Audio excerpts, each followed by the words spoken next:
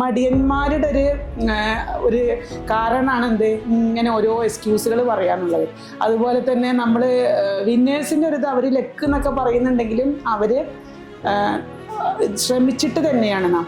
എനിക്കിപ്പോൾ നെറ്റ് കിട്ടി എന്നിട്ടും ഞാൻ എൻ്റെ ഇപ്പോഴത്തെ ഒരു തീരുമാനം എന്ന് പറയുന്നത് എനിക്ക് ഇനിയും പഠിക്കണം എന്നാണ്. സത്യം പറഞ്ഞാൽ എനിക്ക് 3 സപ്പോർട്ട് സിസ്റ്റംസാണ് ബലമായിട്ട് ഇപ്രാവശ്യം ഉണ്ടായിരുന്നത്.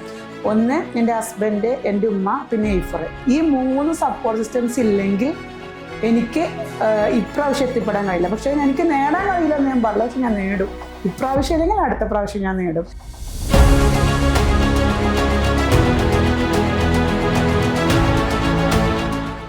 അപ്പോൾ നമ്മളുള്ളത് സാഹിതയുടെ കൂടെയാണ്.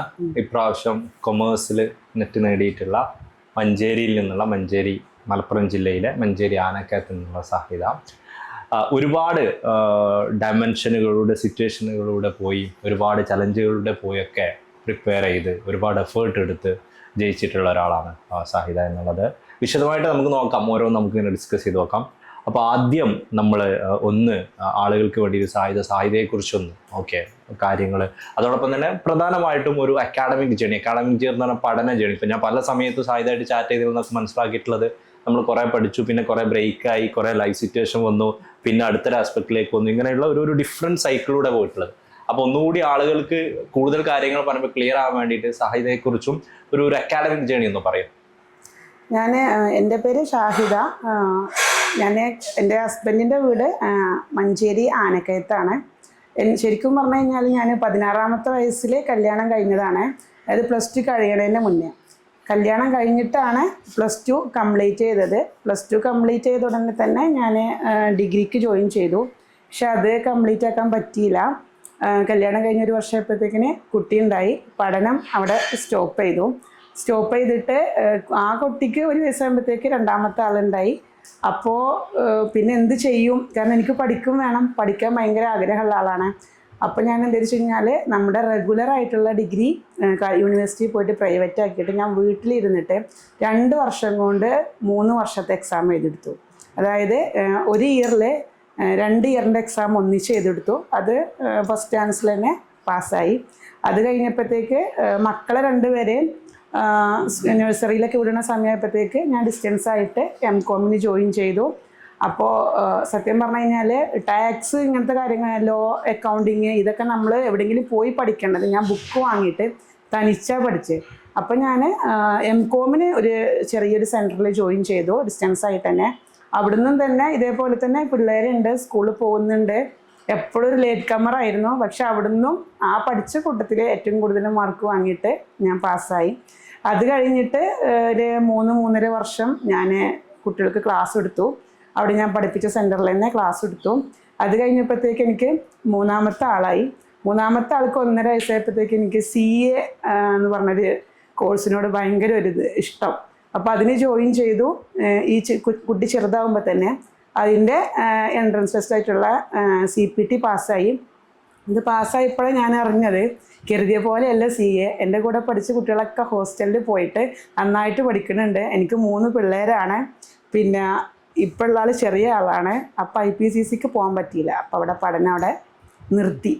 പിന്നെ എന്ത് ചെയ്യും, ഇങ്ങനെ എന്തെങ്കിലുമൊക്കെ ചെയ്യണം എന്ന് എഴുതിക്കൊണ്ടിരിക്കുന്ന ഇടയിൽ പിന്നെ ഞാൻ നെറ്റ് എന്ന് പറഞ്ഞ സംഭവം, ഇതിൻ്റെ മുൻപ് ഞാൻ 2012 പഠിച്ചുകൊണ്ടിരിക്കുന്ന സമയത്ത് തന്നെ കുട്ടികളൊക്കെ പറഞ്ഞിട്ട് നെറ്റ് പോയി എഴുതി.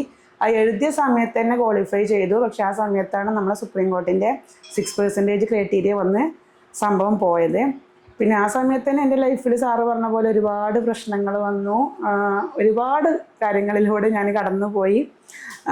ഹസ്ബൻഡിൻ്റെ കാര്യങ്ങളായാലും ഒക്കെ ആയിട്ട് ഒരുപാട് ഇതിൽ കടന്നുപോയി. പിന്നെ ഇങ്ങനെ ബ്രേക്കായിപ്പോയി. അത് കഴിഞ്ഞിട്ടാണ് ഞാനിങ്ങനെ നെറ്റിനെ കുറിച്ച് അന്വേഷിച്ചപ്പോൾ എൻ്റെ ഫ്രണ്ട്സൊക്കെ പറഞ്ഞത് ഇപ്പോൾ കമ്പ്യൂട്ടർ ബേസ്ഡ് എക്സാമാണ്, നമ്മൾ എഴുതിയ പോലത്തെ OMR ഒന്നല്ലാതെ. അപ്പം ഞാൻ പിന്നെയും ബാക്കോട്ട്. പക്ഷെ എന്നാലും എൻ്റെ ഒരു സ്വപ്നം എന്ന് പറയുന്നത് ടീച്ചിങ് ഭയങ്കര പാഷനാണ് എനിക്ക്. എങ്ങനെയെങ്കിലും ഒരു ടീച്ചറാണ്. അത് വെറൊരു ടീച്ചറായാൽ പോരാ, അത് കോളേജിൽ പഠിപ്പിക്കുന്ന ലെക്ചർ ആവണമെന്ന് എനിക്ക് ഭയങ്കര ഇഷ്ടമായിരുന്നു. അപ്പോൾ അത് കഴിഞ്ഞ് പിന്നെ ഞാൻ അവിടെ എൻ്റെ ഫാമിലിയിലുള്ള ലൈഫ് സിറ്റുവേഷൻ കാരണം പഠനം ബ്രേക്ക് ചെയ്യേണ്ടി വന്നു. പിന്നെയാണ് അന്നേ ഹസ്ബൻഡ് ഭയങ്കര സപ്പോർട്ടീവായിരുന്നു. ഹസ്ബൻഡ് കല്യാണം കഴിഞ്ഞ് അന്ന് മുതൽ ഇന്ന് വരെ എന്തൊക്കെ ലൈഫ് സിറ്റുവേഷൻ ഉണ്ടെന്നുണ്ടെങ്കിലും പഠിച്ചോ പഠിച്ചോ പഠിച്ചോ പഠിച്ചോ, സി എക്ക് പോകാൻ താല്പര്യം ഉണ്ടെന്നപ്പോൾ സി എക്ക് പോയിക്കോ. പിന്നെ അത് കഴിഞ്ഞിട്ട് അന്നേ ബി എഡ് ചെയ്യണം എന്ന് പറഞ്ഞുകൊണ്ടിരുന്ന ഹസ്ബൻഡായിരുന്നു. പിന്നെ അത് കഴിഞ്ഞപ്പോഴത്തേന് ഇക്കറിഞ്ഞു ബി എഡ് ചെയ്യാൻ പറ്റുമോ നോക്കുമെന്ന് പറഞ്ഞു. അപ്പോഴത്തേക്കിന് ഇതേപോലെ തന്നെ 10 മന്തുള്ളൊക്കെ മാറി നമ്മുടെ 2 ഇയറൊക്കെ ആയി. പിന്നെ റെഗുലറായിട്ട് പോകാനൊരു മടി, കുറച്ച് ഏജ് ഓവറായി, കുട്ടികളൊക്കെ ആയി, അതായത് ഒപ്പം പഠിക്കുന്ന കുട്ടികളൊക്കെ ചെറിയവരാകുമെന്നൊക്കെ കരുതിക്കുമ്പോഴാണ് ഞാൻ തമിഴ്നാട് ഇങ്ങനെ ഒരു ബി എഡിൻ്റെ TNTയുടെ കീഴിൽ ബി എഡ് ചെയ്യുന്നുണ്ടെന്ന് പറഞ്ഞു. അവിടെ ജോയിൻ ചെയ്തു. അപ്പോൾ അവിടെ ജോയിൻ ചെയ്തിരിക്കുമ്പോൾ എൻ്റെ ബി എഡിന് പഠിക്കുന്ന ഒരു കോളേജ് മേറ്റാണ് എനിക്ക് എയ്ഫറിനെ കുറിച്ച് പറഞ്ഞു തന്നത്. ഇപ്പോൾ ആളിപ്പോൾ എയ്ഫറിൽ ഇംഗ്ലീഷിൻ്റെ മെൻറ്ററായിട്ട് എന്തോ വർക്ക് ചെയ്യുന്നുണ്ട്, സന എന്ന് പറഞ്ഞിട്ട്. അപ്പോഴാണ് ഞാൻ എയ്ഫർ എന്നൊരു സംരംഭത്തെ കുറിച്ച് കേൾക്കുന്നത്. അപ്പം ഞാൻ യൂട്യൂബിൽ സെർച്ച് ചെയ്തു. അപ്പോൾ അനീസാറുടെ ഒരു ദിശ പ്ലാറ്റ്ഫോമിൽ കുറേ വീഡിയോസ് കണ്ടു. അപ്പം ഞാൻ ഭയങ്കര ഇൻസ്പയറായി. കാരണം എന്തുകൊണ്ട് എനിക്ക് ചെയ്തുകൂടെ? എനിക്കിപ്പോൾ ഒരു കൺഫ്യൂഷനിലാണ്. കാരണം എനിക്ക് നെറ്റ് ക്വാളിഫൈ ചെയ്യണം, പക്ഷെ ഇത്രയും വർഷമായി എന്നെക്കൊണ്ട് പറ്റുമോ? പക്ഷെ സാറിൻ്റെ ക്ലാസ്സുകൾ ആ യൂട്യൂബിലെ ക്ലാസ്സുകളൊക്കെ കേട്ടപ്പോഴാണ് ഞാൻ എന്ത് ചെയ്തു, നമ്മുടെ ഗൂഗിളിൽ പോയിട്ട് ബുക്കൊക്കെ ഉണ്ടെന്ന് പറഞ്ഞിട്ടുണ്ടായിരുന്നു സനാന്ന്.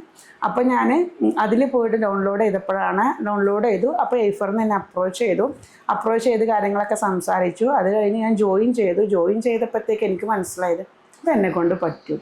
കാരണം ശരിയായ റൂട്ട് എങ്ങനെയാണ്, നമുക്ക് കുറേ അവിടെയും ഇവിടെയും വായിച്ചിട്ടല്ല, ഏതിലൂടെ പോയാൽ, ഇപ്പം നമ്മളൊരു യാത്ര പോകുമ്പോൾ ഇന്ന റൂട്ടിലൂടെ പോയാൽ കുറേ തിരിഞ്ഞു മറിഞ്ഞു പോകാതെ ഇന്ന റൂട്ടിലൂടെ പോയി കഴിഞ്ഞാൽ ഇന്ന സ്ഥലത്തൊന്ന് കറക്റ്റായിട്ട് പറഞ്ഞുതരാൻ പറ്റുന്ന ഒരു ഇന്ത്യയിലെ തന്നെ ഏറ്റവും വലിയൊരു ഇൻസ്പയർഡ് ആയിട്ടുള്ളൊരു അക്കാഡമീഷ്യൻ്റെ അടുത്ത് ഞാൻ എത്തിയിട്ടുള്ളത് അനീസാറുടെ എന്ന് എനിക്ക് ബോധ്യമായി. പിന്നെ സാറുടെ ഒരു 3-4 ക്ലാസ് കേട്ടതോടുകൂടി എനിക്ക് മനസ്സിലായി ഇതങ്ങനെ ഇങ്ങനെയൊന്നും കിട്ടാണ്ടിരിക്കാൻ പറ്റുന്നൊരു ബാലികാറാമലല്ല. സാറുടെ ക്ലാസ് കറക്റ്റായിട്ട് അറ്റൻഡ് ചെയ്ത്, അതേപോലെ എയ്ഫറിൻ്റെ PYQs ഒക്കെ അറ്റൻഡ് ചെയ്ത് കഴിഞ്ഞാൽ കിട്ടുന്നതായി. പക്ഷേ ഞാൻ ഡിസംബറിൽ ജോയിൻ ചെയ്യുന്ന സമയത്ത് ഞാൻ വർക്ക് ചെയ്തുകൊണ്ടിരിക്കുകയായിരുന്നു. ശരിക്കും ഈ ക്ലാസ്സും കാര്യങ്ങളൊന്നും കേൾക്കാൻ പറ്റിയില്ല. പക്ഷെ 4 മാർക്കിന് എനിക്ക് മിസ്സായി.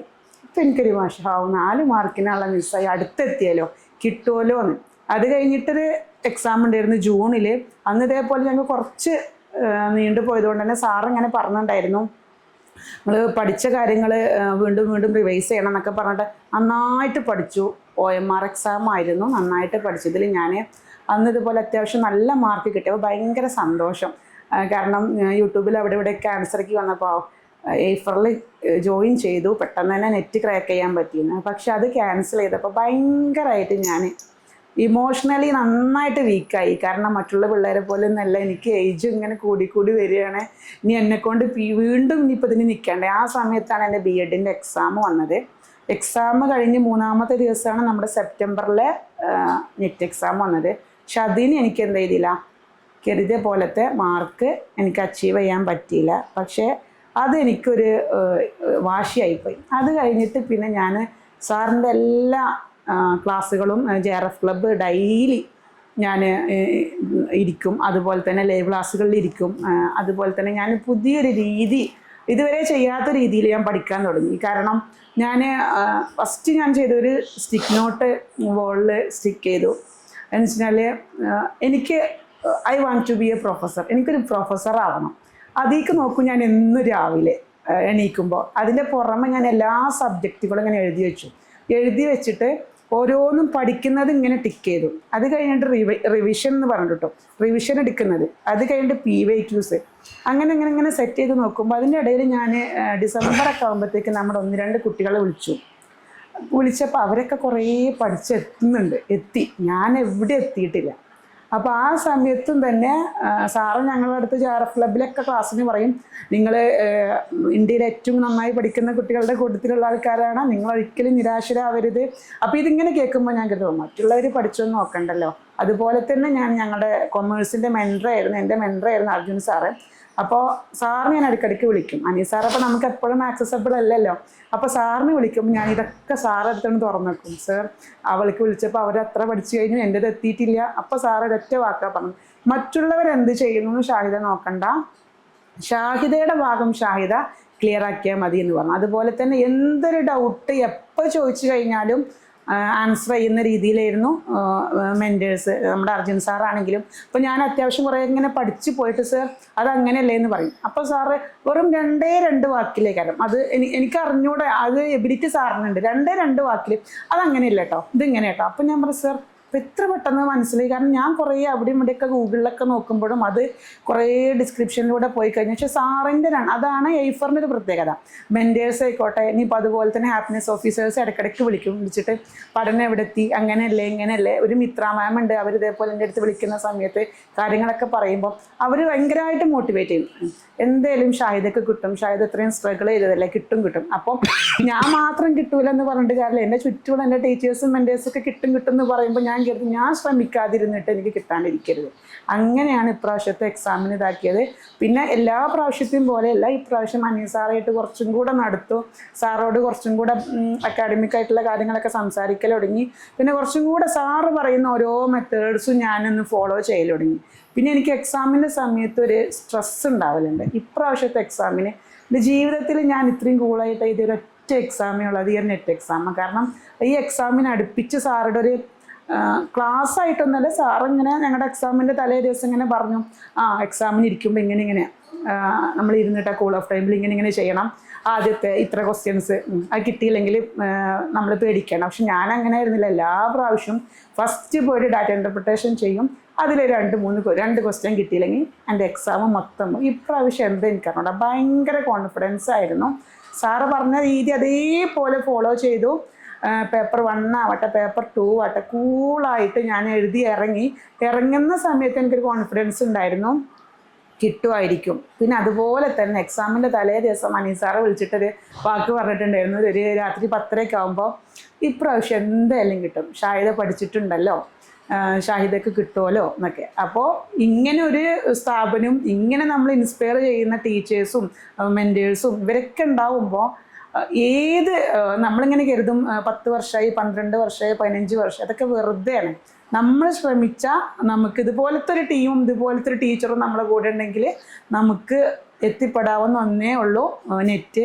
ഇപ്പം എനിക്ക് തോന്നുന്നു എനിക്ക് കുറച്ച് ഏജ് ഓവറായി. ഇപ്പം എനിക്ക് തോന്നുന്നു JRF നേടാൻ പറ്റുന്നേ ഉള്ളൂ. പക്ഷെ എന്നെ സംബന്ധിച്ച് ഇപ്പോൾ പറ്റുന്നൊരു കാര്യമല്ല, പക്ഷെ പറ്റുന്നതേ ഉള്ളൂ. ഇപ്പം എൻ്റെ കൂടെ പഠിച്ച കുട്ടികളോടൊക്കെ ഞാൻ പറയുന്നതാണ്.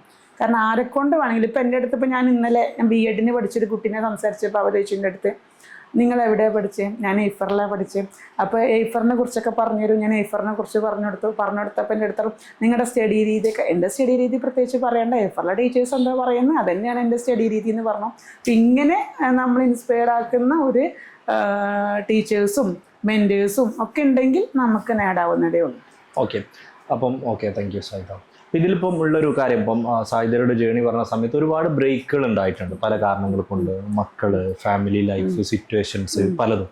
അപ്പം നമ്മളിപ്പോൾ പലരോടും പറയുന്ന സമയത്ത് നമ്മളെ സൊസൈറ്റിയിൽ പലർക്കും പഠനം കണ്ടിന്യൂ ചെയ്യുന്നതിൽ, ഇപ്പം നമ്മുടെ സൊസൈറ്റിയിൽ മെജോറിറ്റി ആളുകളും ഒരു ഫാമിലി സിസ്റ്റത്തിൽ വിശ്വസിക്കുന്ന ആളുകളായതുകൊണ്ടും പലർക്കും ഫാമിലി റിലേറ്റഡ് ആയിട്ട് കുറെ ബ്രേക്കുകൾ വരുന്നുണ്ട്. അപ്പൊ പലരും അവരുടെ ഒരു പഠനം നിർത്താനുള്ള ഒരു കാരണമായിട്ട് പറയാറുള്ളത് ഒരു ബ്രേക്ക് വന്നുപോയി, ആ ഫ്ലോ അങ്ങ് പോയി, ആ ഫ്ലോ അങ്ങ് കണ്ടിന്യൂ ചെയ്യാൻ പറ്റുന്നില്ല എന്നുള്ളതാണ്. അപ്പൊ എന്നോട് പലരും ചോദിക്കാറുണ്ട്, പക്ഷെ ഞാൻ മുമ്പൊക്കെ നന്നായി പഠിക്കാറുണ്ടായിരുന്നു, ഒരു മൊമെന്റിൽ എത്തിയപ്പോൾ മക്കളുണ്ടായപ്പം അല്ലെങ്കിൽ ഒരു വേറെ വീട്ടിലെത്തിയ സമയത്ത് അതങ്ങ് ബ്രേക്ക് ആയിപ്പോയി. എനിക്ക് തിരിച്ച് ആ ബ്രേക്കിൽ നിന്ന് തിരിച്ച് ഞാനെന്ന പഠിപ്പിസ്റ്റായിട്ടുള്ള അല്ലെങ്കിൽ ശ്രമിക്കുന്ന ഒറിജിനിലേക്ക് തിരിച്ചു വരാൻ പറ്റുന്നില്ല എന്ന് പറയാറുണ്ട്. ഞാൻ മനസ്സിലാക്കുന്നത് ഷാഹിദ അങ്ങനെ ഒരുപാട് ബ്രേക്കിൽ നിന്ന് തിരിച്ചു വന്ന ആളുകളാണ്. അപ്പൊ ആ ബ്രേക്കിൽ നിന്ന് തിരിച്ചു വരാൻ ആഗ്രഹിക്കുന്ന അവരോട് എന്താ പറയാനുള്ളത്, അല്ലെങ്കിൽ എങ്ങനെയാണ് ആ ബ്രേക്കിൽ നിന്ന് ഇങ്ങനെ മൾട്ടിപ്പിൾ ടൈം തിരിച്ചു വരാൻ സാധിക്കും? അതെന്താ വെച്ച് കഴിഞ്ഞാൽ എനിക്ക് ചെറുപ്പത്തിലെ പഠിക്കുക എന്നുള്ളത് ഭയങ്കര ഇഷ്ടമായിരുന്നു. എന്താ വെച്ച് കഴിഞ്ഞാൽ ഞാൻ മാത്രമല്ല, എന്നെ പഠിപ്പിച്ച ടീച്ചേഴ്സും പറയും പഠിക്കണം. ഇപ്പോൾ ഞാൻ കുറേ 2004 അങ്ങാണ്ടാണ് ഞാൻ യൂണിറ്റി ഹ്യൂമൻസ് കോളേജിൽ ജോയിൻ ചെയ്ത്. അത് കഴിഞ്ഞ് 2009 ഞാൻ അവിടെ പോയിട്ട് MCOMൻ്റെ എക്സാമിന് ചെന്നപ്പോഴത്തേക്ക് എൻ്റെ സാറ്, ഞാൻ കരുതും സാറ് എന്നെ അറിയില്ല. സാർ എന്നെ കണ്ട ഉടനെ ട്യൂട്ടറായിട്ടുള്ളൊരു റസാഖ് സാർ ഉണ്ടായിരുന്നു, അടകൾ സാറ് പറഞ്ഞു, ഷാഹിദ നീയോ? എനിക്കറിയായിരുന്നു നീ അങ്ങനെ വിട്ടിട്ട് പോകുന്ന ആളല്ല. അപ്പം എന്താ വെച്ച് കഴിഞ്ഞാൽ നമുക്ക് നമ്മൾ ചെയ്യുന്നൊരു കാര്യത്തിനോട് ഡിറ്റർമിനേഷൻ ഉണ്ടെങ്കിലും ഈ മക്കളൊക്കെ ആകുമ്പോഴും എൻ്റെ മനസ്സിൽ പിന്നെ എനിക്ക് അങ്ങനത്തെ ഒരു ലൈഫ് പാർട്ട്ണറായി കിട്ടിയിട്ടുള്ളത്. എൻ്റെ ഹസ്ബൻഡ് ഭയങ്കര സപ്പോർട്ടീവാണ്. ഇനിയിപ്പോൾ ഈവൻ ഹസ്ബൻഡിൻ്റെ ഫാമിലി ആണെങ്കിലും സപ്പോർട്ടീവാണ്. പിന്നെ വലിയൊരു വിദ്യാഭ്യാസമൊന്നും എൻ്റെ ഉമ്മയ്ക്കില്ല. പക്ഷേ ചെറുപ്പം മുതൽ ഇന്ന് വരെ എന്നെ ഇങ്ങനെ ഉമ്മാക്ക് അറിഞ്ഞൂടാ ഞാൻ എഴുതുന്ന എക്സാം ഏതാണെന്ന് അറിഞ്ഞൂടാ, അല്ലെങ്കിൽ എക്സാമിൻ്റെ കോമ്പറ്റീറ്റീവ്നെസ് എന്താണെന്ന് അറിഞ്ഞൂടാ, അത് കിട്ടിയുള്ള ബെനിഫിറ്റ് എന്താണെന്ന് അറിഞ്ഞൂടാ. ഇതൊക്കെ ഞാൻ പറയുമ്പോൾ എൻ്റെ ഉമ്മക്ക് അറിയുന്നത്. അപ്പോൾ എൻ്റെ ഉമ്മ അതുപോലെ എൻ്റെ ഹസ്ബൻഡ് ഈ 2 സപ്പോർട്ട് സിസ്റ്റംസ് ഇല്ലെങ്കിൽ എന്നെക്കൊണ്ട് കഴിയില്ല. പിന്നെ ഈ ഒരു ഫാമിലി എന്ന് പറയുന്നത് അതൊരു ബാരിയറായിട്ട് വെച്ചിട്ട് അതിനൊരു എക്സ്ക്യൂസ് എന്ന് പറയുന്ന എനിക്ക് അറിഞ്ഞൂടാ.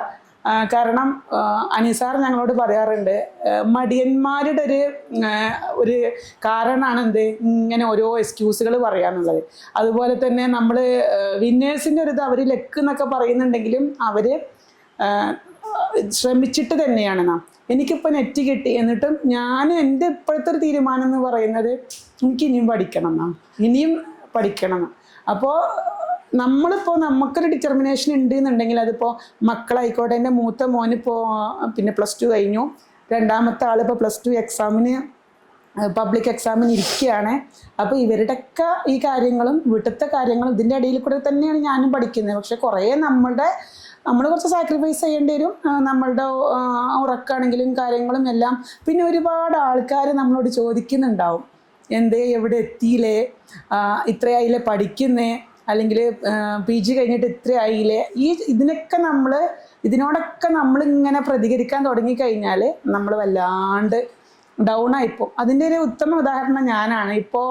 ഇപ്പം തന്നെ ഞാനിങ്ങനെ നെറ്റ് കിട്ടിയെന്ന് പറയുമ്പോൾ എല്ലാവർക്കും ഭയങ്കരതാ സർപ്രൈസ്ഡാണ്. അപ്പോൾ ഫാമിലിയിലാണെങ്കിലും, കാരണം ഇത്രയും വർഷം കഴിഞ്ഞിട്ടോ. കാരണം ഇവിടെ നമ്മുടെ ഫാമിലിയിലൊക്കെ ഇതുപോലെ തന്നെ ഇപ്പോൾ പഠിച്ചുകൊണ്ടിരിക്കുന്ന കുട്ടികളുണ്ട്. 1-2 പ്രാവശ്യം ഇതേപോലെ തന്നെ 6 months ഒക്കെ എൻ്റെ ഒരു അറിയുന്നൊരു ഫാമിലിയാണ്. 6 months ഒക്കെ ആള് എവിടെയോ തിരുവനന്തപുരത്തൊക്കെ പോയിട്ട് കോച്ചിങ് എടുത്തിട്ട് വന്നതാണ്.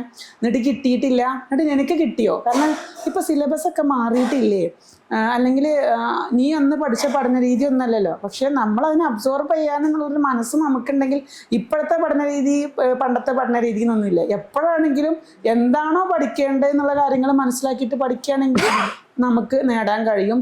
പിന്നെയെന്ന് പറഞ്ഞു കഴിഞ്ഞാൽ എൻ്റെ ഹസ്ബൻഡ് മാത്രമല്ല, എൻ്റെ മക്കളും ഇതുപോലെ തന്നെ എനിക്ക് സപ്പോർട്ടീവാണ്. അതുപോലെ തന്നെ ഫാമിലി സപ്പോർട്ടീവാണ്. ഇനി ഈവൻ സപ്പോർട്ടീവ് അല്ലാത്തവരാണെങ്കിൽ പോലും നമ്മുടെ മനസ്സിൽ അങ്ങനെ ഒരു ഡിറ്റർമിനേഷൻ ഉണ്ടെങ്കിൽ നേടാൻ കഴിയുമെന്നാണ് ഞാൻ പറയുന്നത്. ഇപ്രാവശ്യം അതേപോലെ തന്നെ ഞാൻ ആദ്യം തന്നെ എക്സാം കഴിഞ്ഞിറങ്ങിയപ്പോൾ തന്നെ എനിക്കൊരു തോന്നൽ, എന്താ ഒരു പ്രത്യേകത ഇപ്രാവശ്യത്തെ എക്സാമിന്. പതിവിലില്ലാത്ത രീതിയിൽ എനിക്ക് ഭയങ്കര റിലാക്സേഷന് എക്സാം കഴിഞ്ഞിറങ്ങുമ്പോൾ. അപ്പുറത്തിരിക്കുന്ന കുട്ടികളൊക്കെ ഞാൻ വെറുതെ ഒന്ന് നോക്കി, ഒക്കെ ഭയങ്കര ടെൻസ്ഡ്. അപ്പം എന്താ വെച്ച് കഴിഞ്ഞാൽ പേപ്പർ 1 അത്യാവശ്യം ടഫായിരുന്നു എന്നാണ് പറയുന്നത്. ഞാൻ സത്യം പറഞ്ഞാൽ പേപ്പർ 1 നന്നായിട്ട്, കാരണം ആ രീതിയിലാണ് ഐഫറിൻ്റെ ക്ലാസ്സുകൾ പോയിട്ടുണ്ടായിരുന്നത്. കാരണം അനീസാറുടെ ലാസ്റ്റൊക്കെ ആകുമ്പോഴത്തേക്ക് സാറ് എങ്ങനെയാണോ സാർ അപ്പോഴും അതാ പറയും, ഇനി നിങ്ങൾക്ക് തരണം, ഇനി എത്ര തന്നാലും മതിയാവില്ല സാറിന്, ഇനിയും ഏത് രീതിയിൽ എൻ്റെ മക്കൾക്ക് കൂടുതൽ കിട്ടണം എന്നുള്ള രീതിയിലാണ്. അപ്പോൾ അതിന് വേണ്ടിയിട്ട് സാർ ഒരു 10-500 എജൂറിയൽസ് ഉണ്ടാക്കിയിട്ടുണ്ട്. അതൊക്കെ കേട്ട് കഴിഞ്ഞാൽ പേപ്പർ 1 ടഫാണെന്ന് ചോദിച്ചാൽ ഇപ്രാവശ്യത്തെ എക്സാം ടഫാവാൻ കാരണം നമ്മൾ ഇപ്പോൾ ലോജിക്കൽ റീസണിങ് കലക്കി കുടിച്ച് പോയിട്ടോ, അല്ലെങ്കിൽ ഞാനൊക്കെ നന്നായിട്ട് പഠിച്ച് 2 തവണ റിവിഷൻ നടത്തിയൊരു സബ്ജക്റ്റാണ് ലോജിക്കൽ റീസണിങ് ഹയർ എഡ്യൂക്കേഷന്. പക്ഷേ എക്സാം ഹാളിൽ ഇതൊക്കെ ചെന്നിട്ട് നമ്മൾ കരുതിയ പോലത്തെ ക്വസ്റ്റ്യൻസ് ഇല്ലല്ലോ. അത് സാറാദ്യം പറഞ്ഞിരുന്നു നമ്മളെടുത്ത്. എപ്പോഴും എക്സാം ഹോളിൽ ചെന്നിട്ട് നമ്മൾ കരുതിയ പോലെ ഉള്ള ക്വസ്റ്റ്യൻസ് ഇല്ലല്ലോ എന്ന് കരുതിയിട്ട് നിങ്ങൾ സ്ട്രെസ് ആവരുത്. ക്വസ്റ്റ്യൻസിനെ നിങ്ങൾ എങ്ങനെയാണ് അനലൈസ് ചെയ്യുന്ന രീതിയാണ്. അതിന് വേണ്ടിയിട്ട് നമുക്ക് ഡെയിലി ടെസ്റ്റുകളുണ്ട്, അതുപോലെ തന്നെ മന്ത്ലി മോക്ക് ടെസ്റ്റ് ഉണ്ട്. പിന്നെ ഐഫറിൻ്റെ ARF എക്സാം എനിക്ക് നന്നായിട്ട് എന്നെ ഹെൽപ്പ് ചെയ്തിട്ടുണ്ട്. അതിന് അത്യാവശ്യം ഞാൻ നല്ല രീതിയിൽ മാർക്ക് ഇപ്രാവശ്യം സ്കോർ ചെയ്തിട്ടുണ്ടായിരുന്നു. അതൊക്കെ ആകുമ്പോഴത്തേക്ക് നമുക്ക് എങ്ങനെയാണ് ക്വസ്റ്റ്യൻസിനെ നമ്മളെങ്ങനെയാണ് അനലൈസ് ചെയ്യേണ്ടതെന്ന് മനസ്സിലാവും. അപ്പോൾ ഞാൻ പറഞ്ഞു തരുന്നത് ഇങ്ങനെ നമ്മളിങ്ങനെ ഡിറ്റർമിനേഷനോട് കൂടി പോവുകയാണെങ്കിൽ നമുക്ക് കിട്ടുന്നതന്നെ. ഓക്കെ. അപ്പോൾ ഇതിൽ ഷാഹിദ ഒരുപാട് ലൈഫിൽ പഠനത്തിൻ്റെ ഈ ഒരു ആസ്പെക്റ്റിൽ നമ്മളെ പോലെയുള്ള സൊസൈറ്റിയിലെ സപ്പോർട്ട് സിസ്റ്റത്തിനെ കുറിച്ച് പറഞ്ഞു. ഓക്കെ, അത് എല്ലായിടത്തും ഇമ്പോർട്ടൻ്റ് ആണ്. ഞാൻ മനസ്സിലാക്കുന്നത് നമ്മുടെ സൊസൈറ്റി ഇപ്പോഴും ആ ഒരു സപ്പോർട്ട് സിസ്റ്റത്തിനെ കുറിച്ച് വ്യക്തമായി ഒരു ക്ലാരിറ്റി ഇല്ല സൊസൈറ്റിക്ക്. അതായത് സംഭവം എല്ലാവരും സ്നേഹം കൊണ്ടൊക്കെയാണ് ചെയ്യുന്നത്, പക്ഷെ ചോദിക്കുന്ന ചോദ്യങ്ങളും ചെയ്യുന്ന ചോദ്യങ്ങളൊക്കെ ഒരുപാട് ഡിഫറെൻ്റ് ആണ്. അപ്പോൾ ആ സപ്പോർട്ട് സിസ്റ്റത്തിനെ കുറിച്ച് എങ്ങനെയാണ് ഈ വിദ്യാർത്ഥികൾ, ഈ ഒരു പരീക്ഷ ചെയ്യുന്ന ആളുകൾ സപ്പോർട്ട് ആഗ്രഹിക്കുന്നത് ഓക്കെ എന്നുള്ളതിനെ കുറിച്ചൊക്കെ ഒരു ടേക്കുന്ന. സത്യം പറഞ്ഞു കഴിഞ്ഞാൽ ഈ പരീക്ഷ എഴുതുന്ന കുട്ടികളെ കുറിച്ച് നമ്മളിപ്പോൾ സൊസൈറ്റിയിലാണെങ്കിലും ഫാമിലിയിലാണെങ്കിലും നമ്മളിപ്പോൾ ഒരേ എക്സാം 2-3 തവണ എഴുതുമ്പോഴത്തേക്ക് ഞാൻ നിർത്തിക്കൂടെ, കിട്ടുമോ, ഇനിയിപ്പോൾ ഇങ്ങനെ പോയാൽ എന്താ, കിട്ടില്ല. ഇതിപ്പോൾ എത്രയോ ആൾക്കാർ എഴുതുന്നതല്ലേ, കിട്ടില്ല. പക്ഷെ കിട്ടും. ആദ്യം നമ്മുടെ മനസ്സിൽ ഏറ്റവും വലിയൊരു ഇത് വേണ്ടതെന്ന് വെച്ച് കഴിഞ്ഞാൽ നമ്മുടെ സെൽഫ് കോൺഫിഡൻസ് ആണ്. സെൽഫായിട്ട് നമുക്കൊരിത്. പിന്നെ അതിൻ്റെ കൂടെ തന്നെ ഈ എഴുതിക്കോ, എനിക്ക് കിട്ടും എന്ന് പറയുന്ന നമ്മുടെ ഫാമിലി ഉണ്ട് നമ്മുടെ കൂടെ. അതുപോലെ തന്നെ സൊസൈറ്റിയിൽ സത്യം പറഞ്ഞു കഴിഞ്ഞാൽ ഇന്ന് പറയല്ല, സൊസൈറ്റിയിൽ നമുക്ക് ഒരുപാട് വെല്ലുവിളികൾ നമുക്ക് നേരിടേണ്ടി വരും. ചോദിക്കാൻ ആൾക്കാരുണ്ടാവും, കിട്ടൂല എന്ന് പറയാൻ ആൾക്കാരുണ്ടാവും. അപ്പോൾ അതിനൊക്കെ നമ്മൾ പോസിറ്റീവായിട്ട് കൊണ്ടുവരാം. എൻ്റെ സത്യം പറഞ്ഞാൽ എനിക്ക് 3 സപ്പോർട്ട് സിസ്റ്റംസ് ആണ് ബലമായിട്ട് ഇപ്രാവശ്യം ഉണ്ടായിരുന്നത്. ഒന്ന് എൻ്റെ ഹസ്ബൻഡ്, എൻ്റെ ഉമ്മ, പിന്നെ ഈഫർ. ഈ 3 സപ്പോർട്ട് സിസ്റ്റംസ് ഇല്ലെങ്കിൽ എനിക്ക് ഇപ്രാവശ്യം എത്തിപ്പെടാൻ കഴിയില്ല. പക്ഷേ എനിക്ക് നേടാൻ കഴിയില്ല എന്ന് ഞാൻ പറയില്ല, പക്ഷെ ഞാൻ നേടും. ഇപ്രാവശ്യം അല്ലെങ്കിൽ അടുത്ത പ്രാവശ്യം ഞാൻ നേടും. അങ്ങനെ ഉണ്ടല്ലോ, കുറേ പ്രാവശ്യം എഴുതിയിട്ട് കിട്ടിയില്ല എന്ന് കരുതിയിട്ട് പോകുന്നത്. പിന്നെ എന്ന് പറഞ്ഞു കഴിഞ്ഞാൽ നെഗറ്റീവായിട്ട് പറയുന്ന ആൾക്കാരൊന്നും പറഞ്ഞ് മനസ്സിലാക്കി കൊടുത്തിട്ട് പോസിറ്റീവാക്കി കൊണ്ടുവരാനൊന്നും ഇന്നത്തെ സൊസൈറ്റിയിലോ ഫാമിലിയിലോ പോസിബിൾ ആവില്ല. പക്ഷെ നമുക്ക് സപ്പോർട്ടീവായിട്ടുള്ള ഏതെങ്കിലും ഒരാളുണ്ടെങ്കിൽ അതന്നെ ഏറ്റവും വലിയൊരു കാര്യം എന്ന് ഞാൻ കരുതുന്നതാണ്.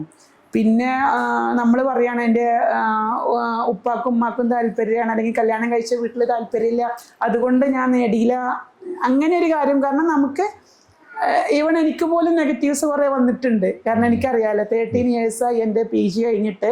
പക്ഷേ എല്ലാവരോടും ഞാൻ ചിരിച്ചിട്ടും പോസിറ്റീവായിട്ട് മാത്രമേ ഉള്ളൂ. ഇപ്പം എൻ്റെ റിസൾട്ട് പറയുമ്പോഴുള്ള ഈ ഒരു സമയത്ത് അവരുടെ പ്രതികരണം കേൾക്കുമ്പോഴും പോസിറ്റീവും പറയുന്നവരുണ്ട്, നെഗറ്റീവും പറയുന്നവരുണ്ട്. അപ്പോൾ സത്യം പറഞ്ഞു കഴിഞ്ഞാൽ ഈ ഒരു ക്വാളിറ്റി ഇപ്പോൾ സത്യം എൻ്റെ മുന്നിലിരിക്കുന്ന ആളുടെ അടുത്ത് എനിക്ക് കിട്ടിയതാണ്. എൻ്റെ സാറാണ്, ഈ സാറ് ഇൻസ്പയർ ആയിട്ട് സാറ് പറയുന്നതാണ്, ആരൊക്കെ എന്തൊക്കെ പറഞ്ഞു കഴിഞ്ഞാലും നമ്മളെ കാര്യങ്ങൾ ആലോചിച്ചിട്ട് നമുക്ക് എന്ത് സൊസൈറ്റിക്ക് ചെയ്യാൻ പറ്റുന്നല്ലാതെ സൊസൈറ്റിക്ക് നമ്മൾ പോസിറ്റീവ് സ്പ്രെഡ് ചെയ്യില്ല, അത് അവിടെ നിന്ന് നെഗറ്റീവ് കൊണ്ടുവന്നിട്ട് നമ്മുടെ കാര്യം ഇതാക്കണം എന്നുള്ള ആ ഒരു ചിന്താഗതി മാറ്റണം എന്നാണ് ഞാൻ എൻ്റെ ഏറ്റവും വലിയ ഇൻസ്പിറേഷൻ ആയിട്ടുള്ള അനീസാറുടെ അടുത്ത് എൻ്റെ മക്കളുടെ അടുത്ത് പറയുന്നുണ്ട് വെച്ച് കഴിഞ്ഞാൽ, ഞാൻ ഒരു ടീച്ചർ ആവണം. അത് എങ്ങനത്തെ ടീച്ചർ ആവണം എന്ന് പറഞ്ഞു കഴിഞ്ഞാൽ എൻ്റെ മുന്നിലിരിക്കുന്ന ഈ ആളെ പോലത്തെ ഒരു ടീച്ചർ ആവണം എന്നാണ് ഞാൻ പറയുന്നത്. എനിക്കും അങ്ങനെ ഒരു ടീച്ചർ ആവണം എന്നാണ്. കാരണം ഞാനും ഫെയിലിയേഴ്സിലൂടെ പോയിട്ടുണ്ട്.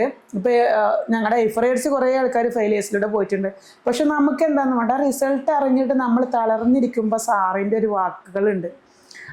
ഈ ജൂണത്തെ എക്സാം കഴിഞ്ഞിട്ട് സെപ്റ്റംബറത്തെ എക്സാം കഴിഞ്ഞിട്ടുള്ള ആ സാറിൻ്റെ വാക്കുകളാണ് ഞാനിപ്പോൾ ഇന്ന് സാറിൻ്റെ മുന്നിലിരിക്കുന്നത്. സത്യം എൻ്റെ ഹസ്ബൻഡ് പറഞ്ഞു, അതുപോലെ തന്നെ എൻ്റെ സാറിൻ്റെ വാക്കുകളാണ് ഞാനിവിടെ ഇരിക്കുന്നത്. പക്ഷെ എല്ലാവരും നമ്മളെ സപ്പോർട്ട് ചെയ്യുമെന്ന് കരുതിയിട്ട് ഇന്നത്തെ കാലത്ത് ഒരു സപ്പോർട്ട് സിസ്റ്റം എന്ന് പറഞ്ഞിട്ട് പ്രത്യേകിച്ചൊരു ഇത് ഉണ്ടാക്കാൻ കഴിയുമെന്ന് എനിക്ക് തോന്നുന്നില്ല എൻ്റെ അനുഭവത്തിൽ. പക്ഷെ നമ്മളെ സപ്പോർട്ട് ചെയ്യുന്നവരുണ്ടാവും, അതുപോലെ തന്നെ നെഗറ്റീവ് പറയുന്നവരുണ്ടാവും. അപ്പോൾ നമുക്ക് പോസിറ്റീവായിട്ട് പറയുന്നവരിൽ മാത്രം നമ്മളിതാക്കാൻ നെഗറ്റീവിലോട്ട് കൂടുതലായിട്ട് തിരിയാണ്ടിരുന്നാൽ നന്നാവും എന്നാണ് എനിക്ക് തോന്നുന്നത്. ഓക്കെ, ഇതിലിപ്പം ഞാൻ മനസ്സിലാക്കുന്നത് ഷാഹിദ 4 മക്കളാണ്. 4 മക്കളാണ്. അപ്പം നമ്മൾ ഇപ്പം നമ്മുടെ സ്റ്റുഡൻസും നെറ്റിന് പ്രിപ്പയർ ചെയ്യുന്നതിൽ കൂടുതലും അമ്മമാരാണ്. അപ്പം നമ്മുടെ പരിചയത്തിലും നമ്മുടെ ചുറ്റുവട്ടത്തിലും ഇവരൊക്കെ എന്നോട് ചോദിക്കുന്ന അപ്പോൾ ഒരുപാട് ചോദ്യങ്ങൾ നമ്മളിങ്ങനെ ഡിസ്കസിങ് കൺഫ്യൂഷൻസ് പറയുമ്പോൾ മക്കളുണ്ട്, ഈ ഒരു മദർ സ്റ്റുഡൻറ്റ് ലൈഫ് ബാലൻസ് ചെയ്യാൻ പറ്റുന്നില്ല, ഭയങ്കര ബുദ്ധിമുട്ടുണ്ട്. അപ്പോൾ പലപ്പോഴും എന്നോട് ചോദിക്കാറുണ്ട്, ഞാൻ നമ്മളെ തന്നെ മദേഴ്സ് ഗ്രൂപ്പിലും ബാക്കിയുള്ളതിലുമായിട്ട് അവരുടെ രീതിയിലൊക്കെ എടുക്കും. അപ്പം 4 മക്കളുണ്ട്, വളരെ ചെറുപ്രായത്തിൽ തന്നെ അമ്മയായിട്ടുണ്ട്. അപ്പം എന്ന് പറഞ്ഞാൽ ഏകദേശം ഒരു പഠനം തുടങ്ങുന്നതിന് മുമ്പ് തന്നെ ഒരു സീരിയസ് പഠനം, 10ാം ക്ലാസ് എന്ന് പറയുന്നില്ല, ജീവിതത്തിൽ ഒരു സീരിയസ് പഠനം തുടങ്ങുന്ന ഒരു പോസ്റ്റ് SLCക്ക് ശേഷം പഠനം തുടങ്ങുന്നതിന് മുമ്പേ അമ്മയായിട്ടുള്ള ഒരാളാണ്. ഡിഗ്രി 19 വയസ്സാകുമ്പോഴത്തേക്ക് എനിക്ക് 2 പിള്ളേരായിട്ടുണ്ട്. അപ്പൊ അതായത് പിന്നീട് പഠിച്ച് ഇന്നിപ്പം കൊമേഴ്സിൽ നെറ്റ് നേടിയിരിക്കുന്ന ഈ അവസ്ഥ വരെ ആസ് എ മദർ ആയിട്ട് തന്നെയാണ് ചെയ്തത്. അപ്പൊ എങ്ങനെയാണ് ഈ കഴിഞ്ഞ ഒരുപാട് ദശകങ്ങളിൽ ഒരുപാട് കൊല്ലങ്ങളിൽ നിന്ന് ഈ ഒരു പഠനം അല്ലെങ്കിൽ ഒരു സ്റ്റുഡന്റ് മദർ ബാലൻസ് എങ്ങനെയാണ് ഷാഹിദ് ചെയ്തത്, എങ്ങനെയാണ് ചെയ്യേണ്ടത് എന്നുള്ളതാണ് ഇത് ആലോചിച്ചുകൊണ്ടിരിക്കുന്ന അമ്മമാരോട് പറയാനുള്ളത്. ഇറ്റ്സ് നോട്ട് ആൻ ഈസി ആയിട്ടുള്ളൊരു കാര്യമാണ് ഞാൻ ഒരിക്കലും പറയില്ല. നന്നായിട്ട് നമുക്ക് ബുദ്ധിമുട്ടുകൾ ഉണ്ടാവും. കാരണം വെച്ച് കഴിഞ്ഞാൽ നമ്മുടെ മക്കളെ നോക്കണം, മക്കളെ പഠനം നോക്കണം, അതുപോലെ തന്നെ ഫാമിലി ലൈഫ് നോക്കണം. നമുക്ക് ജീവിതത്തിൽ ഒരുപാട് സിറ്റുവേഷൻസ് വരും, ഒരുപാട് സിറ്റുവേഷൻസ് നമ്മൾ ഫേസ് ചെയ്യേണ്ടി വരും. ഞാൻ ഫേസ് ചെയ്തിട്ടുണ്ട്. പക്ഷേ അപ്പോഴും എൻ്റെ ഉള്ളിൽ ഇങ്ങനെ കിടക്കുന്നുണ്ട് എപ്പോഴും ആ ഒരു ലേണർ, അത് എപ്പോഴും ഇങ്ങനെ എനിക്ക് പഠിക്കണം. എവിടെയെങ്കിലും ഇതാവുന്ന സമയത്ത് ഞാൻ കരുതും എൻ്റെ കൂടെയുള്ള കുട്ടികളൊക്കെ ഞാൻ പഠിക്കുന്ന സമയത്ത് MCOM പഠിക്കുന്ന സമയത്ത് ഞങ്ങൾ 3 പേരായിരുന്നു പിന്നെ അമ്മമാരായിട്ടുള്ളത്. അപ്പം ഞങ്ങളെ വേറൊരു മദേഴ്സ് ഗ്രൂപ്പ് എന്ന് പറഞ്ഞിട്ട് ഇങ്ങോട്ട് മാറ്റി നിർത്തിയിട്ടായിരുന്നു. പക്ഷേ സത്യം പറഞ്ഞു കഴിഞ്ഞാൽ അങ്ങനെ മാറ്റി നിർത്തപ്പെടേണ്ടവരല്ല മദേഴ്സ് ഗ്രൂപ്പ്. കാരണം അവരും പഠിക്കാൻ ആഗ്രഹമുള്ളവരാണ്, പഠിക്കാൻ കഴിയുന്നവരാണ്. ഞാൻ പറയുന്നത് നിങ്ങൾക്ക് പഠിക്കണം എന്നുണ്ടോ, ഡിറ്റർമിനേഷൻ ഉണ്ടോ, നമുക്ക് പിന്നെ നമ്മുടെ കുട്ടികളായിട്ടാണെങ്കിലും ഹസ്ബൻഡായിട്ടാണെങ്കിലും നമ്മുടെ ഫാമിലി ലൈഫാണെങ്കിലും അതും ഒരു ഭാഗത്ത് കൂടെ സ്മൂത്തായി പോകും. അതുപോലെ തന്നെ പക്ഷെ അത് സ്മൂത്തായി പോകുന്ന പോലെ നമ്മുടെ സ്റ്റഡി ലൈഫ് സ്മൂത്തായി പോകണമെന്നില്ല. നമ്മൾ നന്നായിട്ട് സ്ട്രഗിൾ ചെയ്യേണ്ടി വരും. സ്ട്രഗിൾ ചെയ്തെങ്കിലേ ഇന്ന് എന്താണെങ്കിലും റിസ്ക് എടുത്തെങ്കിലേ നമുക്ക് അതിനുള്ള ബെനിഫിറ്റ് ഉണ്ടാവുള്ളൂ. അപ്പോൾ ഞാനിപ്പോൾ ഇതുപോലെ അമ്മമാരൊക്കെ ആയിട്ട് ഞങ്ങൾ പഠിച്ച് ഇപ്പോൾ ഒരു 8-10 വർഷമായല്ലോ പഠനത്തിൽ നിന്ന് നമുക്ക് ബ്രേക്ക് എടുത്തിട്ട് ഇനിയിപ്പോൾ എന്താ ചെയ്യുക, ഇനിയിപ്പോൾ തുടർന്ന് ഇനിയിപ്പോൾ ഈ ഒരു നെറ്റ് മാത്രമല്ല നമ്മൾ വേറെ ഏതൊരു കോഴ്സിന് ഇപ്പോൾ ഞാൻ ഡിഗ്രി കഴിഞ്ഞിട്ട് ഇത്ര ആയല്ലോ, ഞാൻ പറഞ്ഞാൽ ഞാൻ ഡിഗ്രിയൊക്കെ ഞാൻ സെൽഫായിട്ട് ബുക്സൊക്കെ വാങ്ങിക്കൊണ്ടുവന്നിട്ട് ടാക്സൊക്കെ ഞാൻ തനിയെ പഠിച്ചതാണ്, ലോ ഞാൻ തനിയെ പഠിച്ചതാണ്. ഞാൻ അത് 2 പിള്ളേരുണ്ട്, 2 പേരും തമ്മിൽ 1.5 വയസ്സ് വ്യത്യാസമേ ഉള്ളൂ. 2 ആൾ അപ്പുറം ഇപ്പുറം ഇരുന്ന് കരയുന്ന സമയത്തായിരിക്കും ഞാൻ ഈ ബുക്കൊക്കെ എടുത്തിട്ട് വായിച്ചിരിക്കുന്നത്. ഒരാളോട് പ്രത്യേകിച്ച് അത് ചോദിക്കാനൊന്നും ഞാൻ പോയിട്ടില്ല. അന്നൊന്നും ഇതുപോലെ നമുക്ക് യൂട്യൂബോ ഈ കാര്യങ്ങളൊന്നുമില്ല. നന്നായിട്ട് വായിക്കും. ഞാൻ വായിച്ചിട്ട് എന്നിട്ട് ഞാൻ എക്സാമിന് പോകുന്ന സമയത്ത് ഞാൻ ചിലപ്പോൾ മനസ്സിൽ ചിരിച്ചിട്ടുണ്ട് കേട്ടോ. കാരണം ഈ കോളേജിലൊക്കെ പഠിക്കുന്ന കുട്ടികൾ നമ്മളെടുത്ത് വന്ന് ഡൗട്ട് ചോദിക്കും, എക്സാമിന് ഇങ്ങനെ ചോദിക്കും, അറിയോ എന്നറിയും. അപ്പോൾ ഞാൻ ചോദിക്കും, ഇവരൊക്കെ ഒരു പ്രോപ്പർ ചാനലിലൂടെ വന്നിട്ടുള്ള ആൾക്കാരാണ്. അപ്പോൾ അതാ പറഞ്ഞത്, നമ്മൾ കാണിച്ചു കൊടുക്കണം നമുക്കും കഴിയുമെന്ന്. പക്ഷേ നമ്മളെ കുട്ടികൾ കാരണം അല്ലെങ്കിൽ നമ്മളെ ഹസ്ബൻഡ് കാരണം നമുക്ക് പഠനം മുന്നോട്ട് പോകാൻ കഴിയില്ല എന്ന് എനിക്ക് തോന്നുന്നില്ല. അതായത് ഞാൻ മനസ്സിലാക്കിയത് അതാണ്. അപ്പോൾ എൻ്റെ കാരണം അത്രയും ചെറുപ്പത്തിലാണ് എൻ്റെ കല്യാണം കഴിഞ്ഞത്. ഇപ്പോൾ ഞാൻ ഇത്ര ഏജ് ആയിട്ടാണ് എനിക്ക് കിട്ടിയത്. ഇനി എല്ലാവരും ചോദിക്കും പഠനം കഴിഞ്ഞില്ലേ, കുട്ടികളൊക്കെ എൻ്റെ മക്കൾ ഡിഗ്രിക്ക് പോകാൻ നിൽക്കാം. ഇൻഷാ അല്ലാഹ് ഞാൻ PhDക്ക് പോകണം എന്നാണ് എൻ്റെ ആഗ്രഹം. അതും അങ്ങനെ ഇങ്ങനെയൊന്നും പോകണം എന്നല്ല എൻ്റെ സ്വപ്നം. കാരണം വലിയ സ്വപ്നങ്ങളാണ് എൻ്റെ മനസ്സിൽ.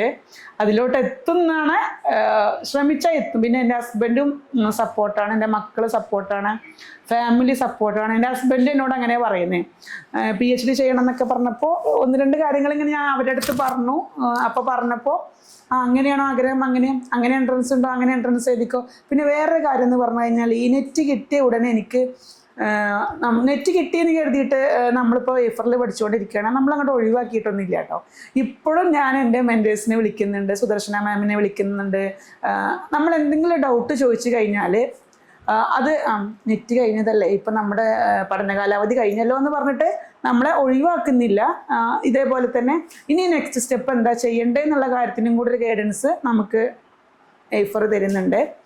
അപ്പോൾ ഇങ്ങനെ പഠനത്തിനൊരു ബാരിയറായിട്ട് ഫാമിലി നിൽക്കുന്ന വിചാരിച്ചിട്ട് നമ്മൾ ജീവിക്കുകയാണെങ്കിൽ നമ്മളെ കൊണ്ട് കഴിയില്ല. അതല്ല, എൻ്റെ ഫാമിലി ലൈഫും എൻ്റെ സ്റ്റഡി ലൈഫും ഒന്നിച്ച് കൊണ്ടുപോകണം എന്നുള്ളൊരു ഡിറ്റർമിനേഷൻ ഉള്ളവർക്ക് കഴിയും. നെറ്റ് മാത്രമല്ല JRFും കിട്ടും, അതുപോലെ തന്നെ ഡോക്ടറേറ്റ് നേടാൻ കഴിയും. മനസ്സിലായി. Good, great. അപ്പോൾ ഷാഹിദ എങ്ങനെ പറഞ്ഞു എങ്ങനെയാണ് ഇതിലേക്ക് എത്തിയത്, എങ്ങനെ ബാലൻസ് ചെയ്യാന്നുള്ളത്. ഷാഹിദയുടെ ഒരു പ്രിപ്പറേഷൻ ലൈഫിൽ, UGC പ്രിപ്പറേഷൻ ലൈഫിൽ ഒന്നുകൂടി സ്പെസിഫിക് ആയിട്ട് ചോദിക്കുന്നത്, എയ്ഫർ എങ്ങനെയൊക്കെയാണ് ഹെൽപ്പ് ചെയ്തിട്ടുള്ളത്? എയ്ഫറിന്റെ ഏതൊക്കെ ഫീച്ചേഴ്സ് ആണ് കൂടുതലായിട്ട് എഫക്റ്റീവ് ആയിട്ട് ഫീൽ ചെയ്യുന്നത്? എയ്ഫറിൽ എത്തിയതോടുകൂടി ഞാൻ സത്യം പറഞ്ഞ സിസ്റ്റമാറ്റിക് ആയി എന്ന് പറയാം കാര്യങ്ങൾ. കാരണം ഞാനിപ്പോൾ 2012 എന്ന് പറഞ്ഞപ്പോൾ ഞാൻ പഠിച്ചുകൊണ്ടിരിക്കുകയായിരുന്നു. 3rd സെമ്മോ അങ്ങാണ്ട് ഞാൻ എഴുതിയത്. പിന്നെ ഇത്രയും വർഷം കഴിഞ്ഞു. അപ്പോൾ സത്യം പറഞ്ഞാൽ എനിക്കൊരു പേടിയായിരുന്നു, എവിടെ തുടങ്ങണം, എങ്ങനെ പഠിക്കണം എന്നൊക്കെ. അപ്പോൾ ഈ ഡിസംബറിലൊക്കെ എഴുതി, പിന്നെ നമ്മുടെ ജൂണിലെ എക്സാം, അത് കഴിഞ്ഞ് സെപ്റ്റംബറിലെ റീ എക്സാം, അതുവരെയും ഞാൻ ഏഫറിന് നമുക്ക് കറക്റ്റായിട്ട് സ്റ്റഡി ടേബിളും അല്ലെങ്കിൽ നമുക്കൊരു ടൈം ടേബിളൊക്കെ മെൻറ്റേഴ്സ് അയച്ചിരുന്നു, ഒന്നും ഫോളോ ചെയ്തിട്ടുണ്ടായിരുന്നില്ല. പക്ഷെ ഇപ്രാവശ്യം എനിക്ക് തോന്നി അതിലൂടെ അങ്ങനെയൊന്നും പോവാത്തത് കൊണ്ടാണോ എനിക്ക് കിട്ടാത്തത്. ഇപ്രാവശ്യം ഞാൻ എന്താ വെച്ച് കഴിഞ്ഞാൽ കറക്റ്റായിട്ട് അതൊക്കെ ഫോളോ ചെയ്തിട്ട് നമുക്ക് നമ്മുടെ മെൻറ്റേഴ്സ് അയച്ചു തന്നിട്ടുള്ള ആ ഒരു സ്റ്റഡി ടേബിളല്ല, അന്നെ നമ്മുടെ മെൻറ്റേഴ്സൊക്കെ പറഞ്ഞിട്ടുണ്ടായിരുന്നു ഇതിൽ നിങ്ങൾക്ക് മാറ്റങ്ങൾ വരുത്താം. അപ്പോൾ ഞാൻ കൂടുതലായിട്ട് ചെയ്ത് ഇപ്രാവശ്യം ക്ലാസ്സുകൾ കൂടുതൽ കാണാൻ ശ്രമിച്ചു. ഡെയിലി തന്നെ പറയാം, JRF ക്ലബ്ബ് ഞാൻ അറ്റൻഡ് ചെയ്തു. PYQs കഴിയുന്നത്ര ഞാൻ ചെയ്യുന്നത് വെച്ച് കഴിഞ്ഞാൽ ഒരു സബ്ജക്റ്റ് പഠിക്കും, നന്നായിട്ട് പഠിക്കും. അത് വെറുതെ അങ്ങനെ ഇങ്ങനെയൊന്നും പഠിക്കില്ല, ഡീപ്പായിട്ട് കംപ്ലീറ്റ് പഠിക്കും. പഠിച്ചു കഴിഞ്ഞിട്ട് റീസെൻ്റ് ആയിട്ടുള്ളൊരു 4-5 PYQs ചെയ്യും. ആ PYQs ചെയ്ത് കഴിയുമ്പോഴത്തേക്ക് ഞാൻ എൻ്റെ എനിക്കായിട്ട് ഞാനൊരു ടൈം ടേബിൾ ഉണ്ടാക്കിയിട്ടുണ്ട്. അതിൽ ഞാൻ ടിക്കറ്റ് വെക്കും. പഠനം കഴിഞ്ഞു, റിവിഷൻ കഴിഞ്ഞു, PYQ കഴിഞ്ഞു. അതിൻ്റെ ഒപ്പം തന്നെ നമ്മുടെ JRF ക്ലബ്ബിലെ സാറിൻ്റെ ക്ലാസ്സുകളും കാണും. അതുപോലെ തന്നെ നമ്മുടെ പേപ്പർ 2ൻ്റെ ക്ലാസ്സുകൾ കാണും. പിന്നെ റിവിഷൻ ക്ലാസ്സുകൾ മുഴുവനും കണ്ടു ഇപ്രാവശ്യം, നമ്മുടെ റിവിഷൻ്റെ ലൈവ് ക്ലാസ്സുകൾ.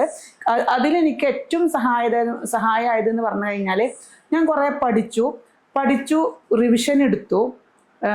പിന്നെ പക്ഷേ PYQ ചെയ്യുന്ന സമയത്ത് വേണ്ട പോലെ പെർഫോം ചെയ്യാൻ പറ്റാത്ത സബ്ജക്റ്റുകൾ ഉണ്ടായിരുന്നു. അപ്പോൾ ഉദാഹരണത്തിന് നമ്മുടെ റിസേർച്ചിലൊക്കെ നമ്മുടെ റിവിഷൻ ക്ലാസ്സിലൊക്കെ ഫർഹാൻ സാറാണല്ലോ, അല്ലേ? ഫർഹാൻ സാറല്ലേ? നമുക്ക് ഫർഹാൻ സാറ് പറയുന്ന സമയത്ത് നമുക്ക് ഭയങ്കര ബുദ്ധിമുട്ടായിട്ടുള്ള ഓരോ ക്വസ്റ്റ്യൻസ് ഒക്കെ കണ്ടു. അത് സാറ് എക്സാമിന് അടുപ്പിച്ച് സാറ് റിവിഷൻ ചെയ്തു. അതുപോലെ തന്നെ നമ്മുടെ ബാക്കി സബ്ജക്റ്റൊക്കെ ഇപ്പോൾ പേപ്പർ 2ൻ്റെ ആവട്ടെ, പേപ്പർ 1 പിന്നെ പറയേണ്ട ആവശ്യമില്ല. കേട്ട് സത്യം പറഞ്ഞ് എൻ്റെ മക്കളോട് പറയാക്കും, സാറ് പറഞ്ഞു തന്നെ വീണ്ടും എടുത്ത് അതിങ്ങോട്ട് മനസ്സിൽ ഇങ്ങോട്ട് തറവാണ് നമുക്ക്. പിന്നെ അത് മാത്രമല്ല, ഈ ഒരു ക്ലാസ്സുകൾ JRF ക്ലാസ് നമ്മൾ ജസ്റ്റ് റിവിഷൻ ക്ലാസ് അല്ല, PYQ ഉണ്ടാവും, PYQയുടെ റിവിഷൻ ഉണ്ടാവും. അതിലൂടെ ഇങ്ങനെ മാത്രം സഞ്ചരിച്ചു ഞാൻ. പിന്നെ എന്നാലും എല്ലാതും മുഴുവൻ പഠിച്ചിട്ട് നെറ്റ് എക്സാമിന് പോവാന്ന് പറയണതൊന്നും പോസിബിൾ അല്ല. ഞാനും 1-2 സബ്ജക്റ്റ് ചെറിയ രീതിയിൽ, അതായത് ഇമ്പോർട്ടൻ്റ് ഉള്ളത് മാത്രം നോക്കിയിട്ട് വിട്ട സബ്ജക്റ്റുകളുണ്ട്. പക്ഷേ ഞാൻ പഠിച്ചത് നന്നായിട്ട് പഠിച്ചു.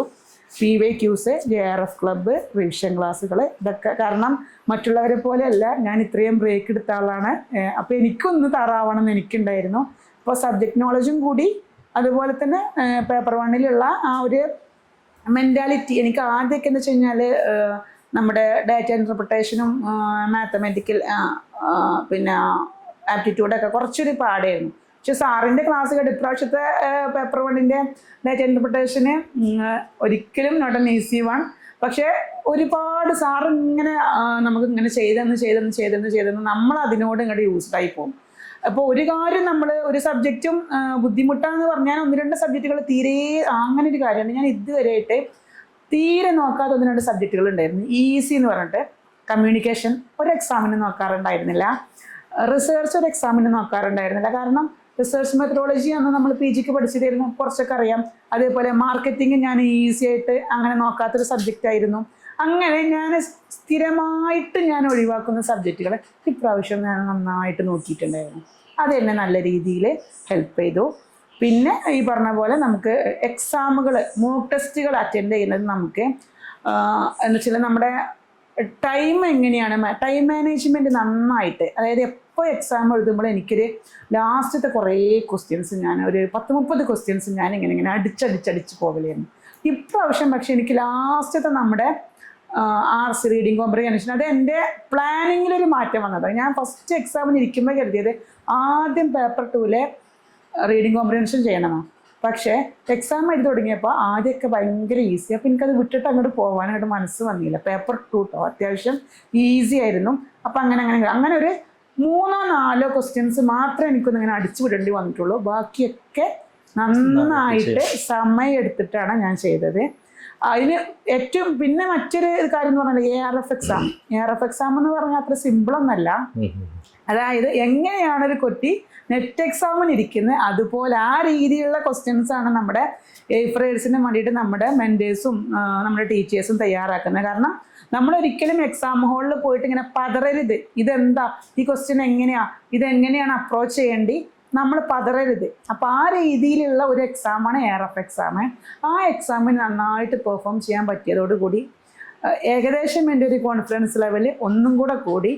അതും കഴിഞ്ഞിട്ട് എനിക്ക് തോന്നുന്നു ARF എക്സാം കഴിഞ്ഞിട്ട് വീണ്ടും നമുക്ക് റിവിഷൻ ക്ലാസ്സുകൾ ഉണ്ടായിരുന്നു. അതാകുമ്പോൾ ഈ ARF എക്സാമിന് നമുക്ക് മിസ്സായി പോയ ഭാഗങ്ങളോ ഇമ്പോർട്ടൻ്റ് ആയിട്ടുള്ള ഏരിയാസ് ഒക്കെ ഉണ്ടെങ്കിൽ അതും കൂടി ഇതിലൂടെ ഞാൻ എന്ത് ചെയ്തു, ഫസ്റ്റ് ഞാൻ ചെയ്ത് ARF എക്സാമിൻ്റെ നമ്മുടെ മാർക്സ് അല്ല നോക്കിയത്, ARF എക്സാമിൻ്റെ ആൻസർ കീ പോയിട്ടാണ് ഞാൻ നോക്കിയത്. കാരണം എനിക്ക് കുറച്ച് ഡൗട്ടുള്ള ഏരിയാസ് ഉണ്ടായിരുന്നു. അതൊക്കെ നല്ല ക്ലിയർ കട്ടായിട്ട് കംപ്ലീറ്റ് നമുക്ക് എങ്ങനെയാണോ ഒരു ക്വസ്റ്റ്യൻ തന്നു കഴിഞ്ഞാൽ അതിന് സാറ് പറയുന്ന പോലെ 4 ഓപ്ഷൻസ് ഉണ്ടാവും. പിന്നെ സാർ എപ്പോഴും പറയുന്നതാണ് നമ്മൾ ഓപ്ഷൻസ് നോക്കിയിട്ട് ആ ഓപ്ഷൻസ് എങ്ങനെയാണ് നോക്കിയിട്ട്. കാരണം എനിക്ക് JRF ഒന്നും ഇല്ല, പക്ഷെ എന്നെ സംബന്ധിച്ച് അതിനേക്കാളും മേലെയാണ് നിൽക്കുന്നത്. കാരണം അത്രയൊരു ഗ്യാപ്പ് വന്നിട്ട് സബ്ജക്റ്റ് നോളജ് പറ്റങ്ങോട്ട് പോയിട്ടുണ്ടായിരുന്നു എനിക്ക്. അതൊക്കെ കിട്ടിയത് ഈ ഒരു എയ്ഫറിൻ്റെ പഠന രീതിയിലൂടെയാണെന്ന് പറയും. ഓക്കെ, ഇതിലിപ്പം എയ്ഫറിനെ കുറിച്ച് പറഞ്ഞപ്പോൾ തന്നെ എയ്ഫറിൻ്റെ ഫീ ഒക്കെ പൊതുവെ കുറച്ച് കൂടിയ ഫീ തന്നെയാണ്. അപ്പം അത് എക്സ്പീരിയൻസ് ചെയ്ത ഒരാളെന്നുള്ള നിലക്ക് നമ്മൾ എയ്ഫർ പ്രൊവൈഡ് ചെയ്യുന്ന സർവീസുകളും ഫീയും കമ്പയർ ചെയ്യുമ്പോൾ അത് എത്രത്തോളം വേർത്ത് ആയിട്ട് ഫീൽ ചെയ്തിട്ടുണ്ട്? അതിനെക്കുറിച്ച് പറയുകയാണെങ്കിൽ എനിക്ക് 100 വാക്ക്, അതായത് ഒരു 100 നാവാട്ടോ. കാരണം എയ്ഫറിൻ്റെ ഒരു പ്രത്യേകത എന്ന് പറഞ്ഞാൽ ക്വാളിറ്റിയിൽ യാതൊരു കോംപ്രമൈസും ഇല്ല. കാരണം അത്രത്തോളം എയ്ഫർ നമുക്ക് തരുന്നത്. എന്ന് വെച്ച് കഴിഞ്ഞാൽ ക്ലാസ്സുകൾ, ഡെയിലി ലൈവ് ക്ലാസ്സുകളുണ്ട്, നമുക്ക് JRF ക്ലബ്ബുകളുണ്ട്, അതുപോലെ തന്നെ നമുക്ക് PYQs ഉണ്ട്, മോക്ക് ടെസ്റ്റുകളുണ്ട്.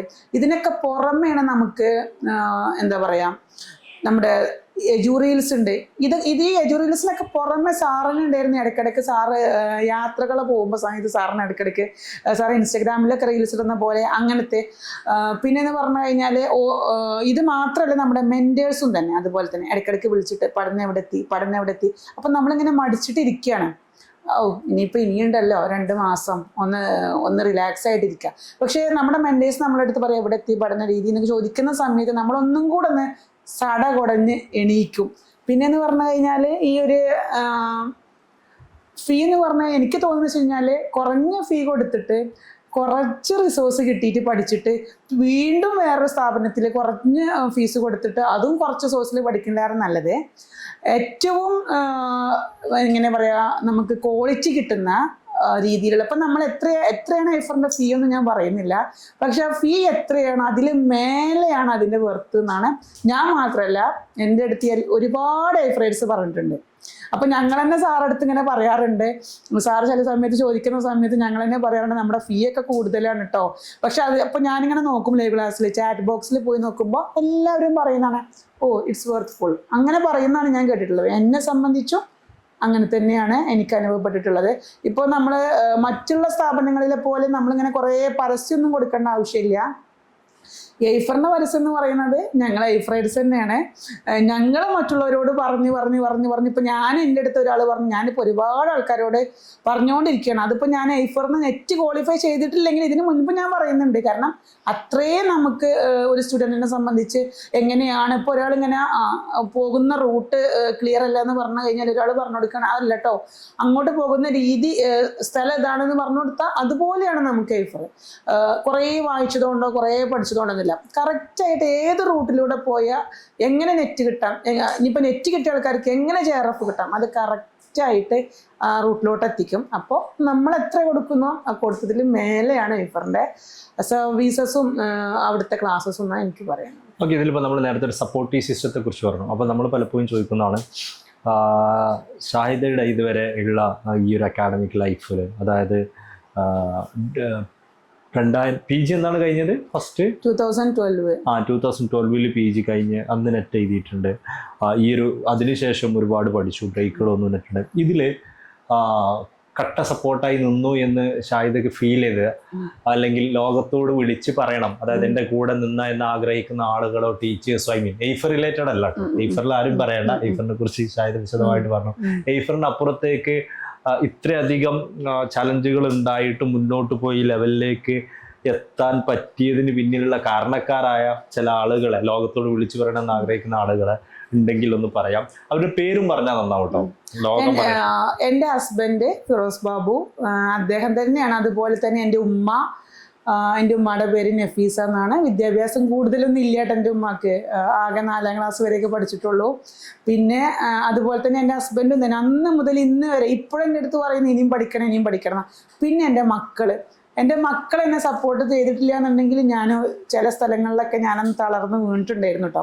കാരണം അവർക്ക് സത്യം പറഞ്ഞു കഴിഞ്ഞാൽ എന്നെ കണ്ട് അവർ പഠിച്ചു എന്ന് ഞാൻ പറയും. കാരണം അവരെന്നെ പോലെ തന്നെ ഓരോ കാര്യങ്ങൾ ഉമ്മ വേണം എല്ലാ കാര്യങ്ങൾക്കും. ഒന്ന് എൻ്റെ മക്കൾക്ക് ഞാൻ പഠിക്കുന്ന സമയത്തൊക്കെ എൻ്റെ മക്കൾ എന്നെ ഫ്രീ ആയിട്ട് വിടല്ലേ. സത്യം പറഞ്ഞു കഴിഞ്ഞാൽ അവർക്ക് എക്സാം ആയാൽ കൂടി അപ്പോൾ എൻ്റെ ഉമ്മ എന്നെ ഇവിടെ വന്നിട്ട്, അതായത് അവരുടെ വല്യമ്മ ഇവിടെ വന്നിട്ട് ഇങ്ങനെ പറഞ്ഞു കൊടുക്കുക അവരുടെ അടുത്ത്, നിങ്ങളെ ഉമ്മാൻ്റെ അടുത്ത് ഒരു കാര്യം ഞാൻ പറഞ്ഞിട്ടല്ല ചെയ്യുന്നേ, ഇങ്ങനെ അങ്ങനെയായിരുന്നു നിങ്ങളമ്മ. അപ്പം അതും അവരും കേട്ട് മനസ്സിലാക്കി പിന്നെ എന്ന് പറഞ്ഞു കഴിഞ്ഞാൽ എൻ്റെ ഹസ്ബൻഡിൻ്റെ ഫാമിലിയിൽ നിന്നും സപ്പോർട്ട് ഉണ്ടായിരുന്നു. പിന്നെ എൻ്റെ ഫാമിലിയിൽ നിന്ന് പറയുന്നത് എൻ്റെ ഉമ്മ തന്നെയാണ്. പിന്നെ എൻ്റെ ഹസ്ബൻഡ് ഏറ്റവും വലിയ സപ്പോർട്ട് സിസ്റ്റം എൻ്റെ ഉമ്മ, എൻ്റെ ഹസ്ബൻഡ്, ഇവർ രണ്ടുപേരുമാണ് സപ്പോർട്ട് സിസ്റ്റം. പിന്നെ അതേപോലെ ഹസ്ബൻഡിൻ്റെ ഫാമിലി. നമ്മളിപ്പോൾ ഒരു കാര്യം ചെയ്യുന്ന സമയത്ത് നമുക്ക് നമ്മളൊരു സൊസൈറ്റിയിൽ ജീവിക്കുമ്പോൾ 1-2 ആൾക്കാരുടെ സപ്പോർട്ട് കൊണ്ട് മാത്രം നമുക്ക് ഇവിടെ എത്താൻ പറ്റില്ല. എല്ലാവരും എൻ്റെ പഠനത്തിന് സപ്പോർട്ടീവായിട്ട് തന്നെയായിരുന്നു. പിന്നെ അത് കഴിഞ്ഞിട്ട് പിന്നെ കൂടുതൽ ടീച്ചേഴ്സ് എന്ന് പറയുന്ന ആ രീതിയിലോട്ട് എനിക്കില്ല. കാരണം എന്ന് പറഞ്ഞു കഴിഞ്ഞാൽ ഞാൻ പറഞ്ഞല്ലോ, ഡിഗ്രി തന്നെ ചെയ്ത് യൂണിറ്റി വിമൻസ് കോളേജിൽ 1 വർഷം കണ്ട് ഞാൻ പഠിച്ചിട്ടുണ്ടായിരുന്നുള്ളൂ. പിന്നൊക്കെ തന്നെയാണ് ഞാൻ പഠിച്ചത്. അപ്പം അതിനൊക്കെ ഇദ്ദേഹം ഹസ്ബൻഡാണ്, പിന്നെ എൻ്റെ ഉമ്മ, ഇവർ രണ്ടുപേരും. ഓക്കെ.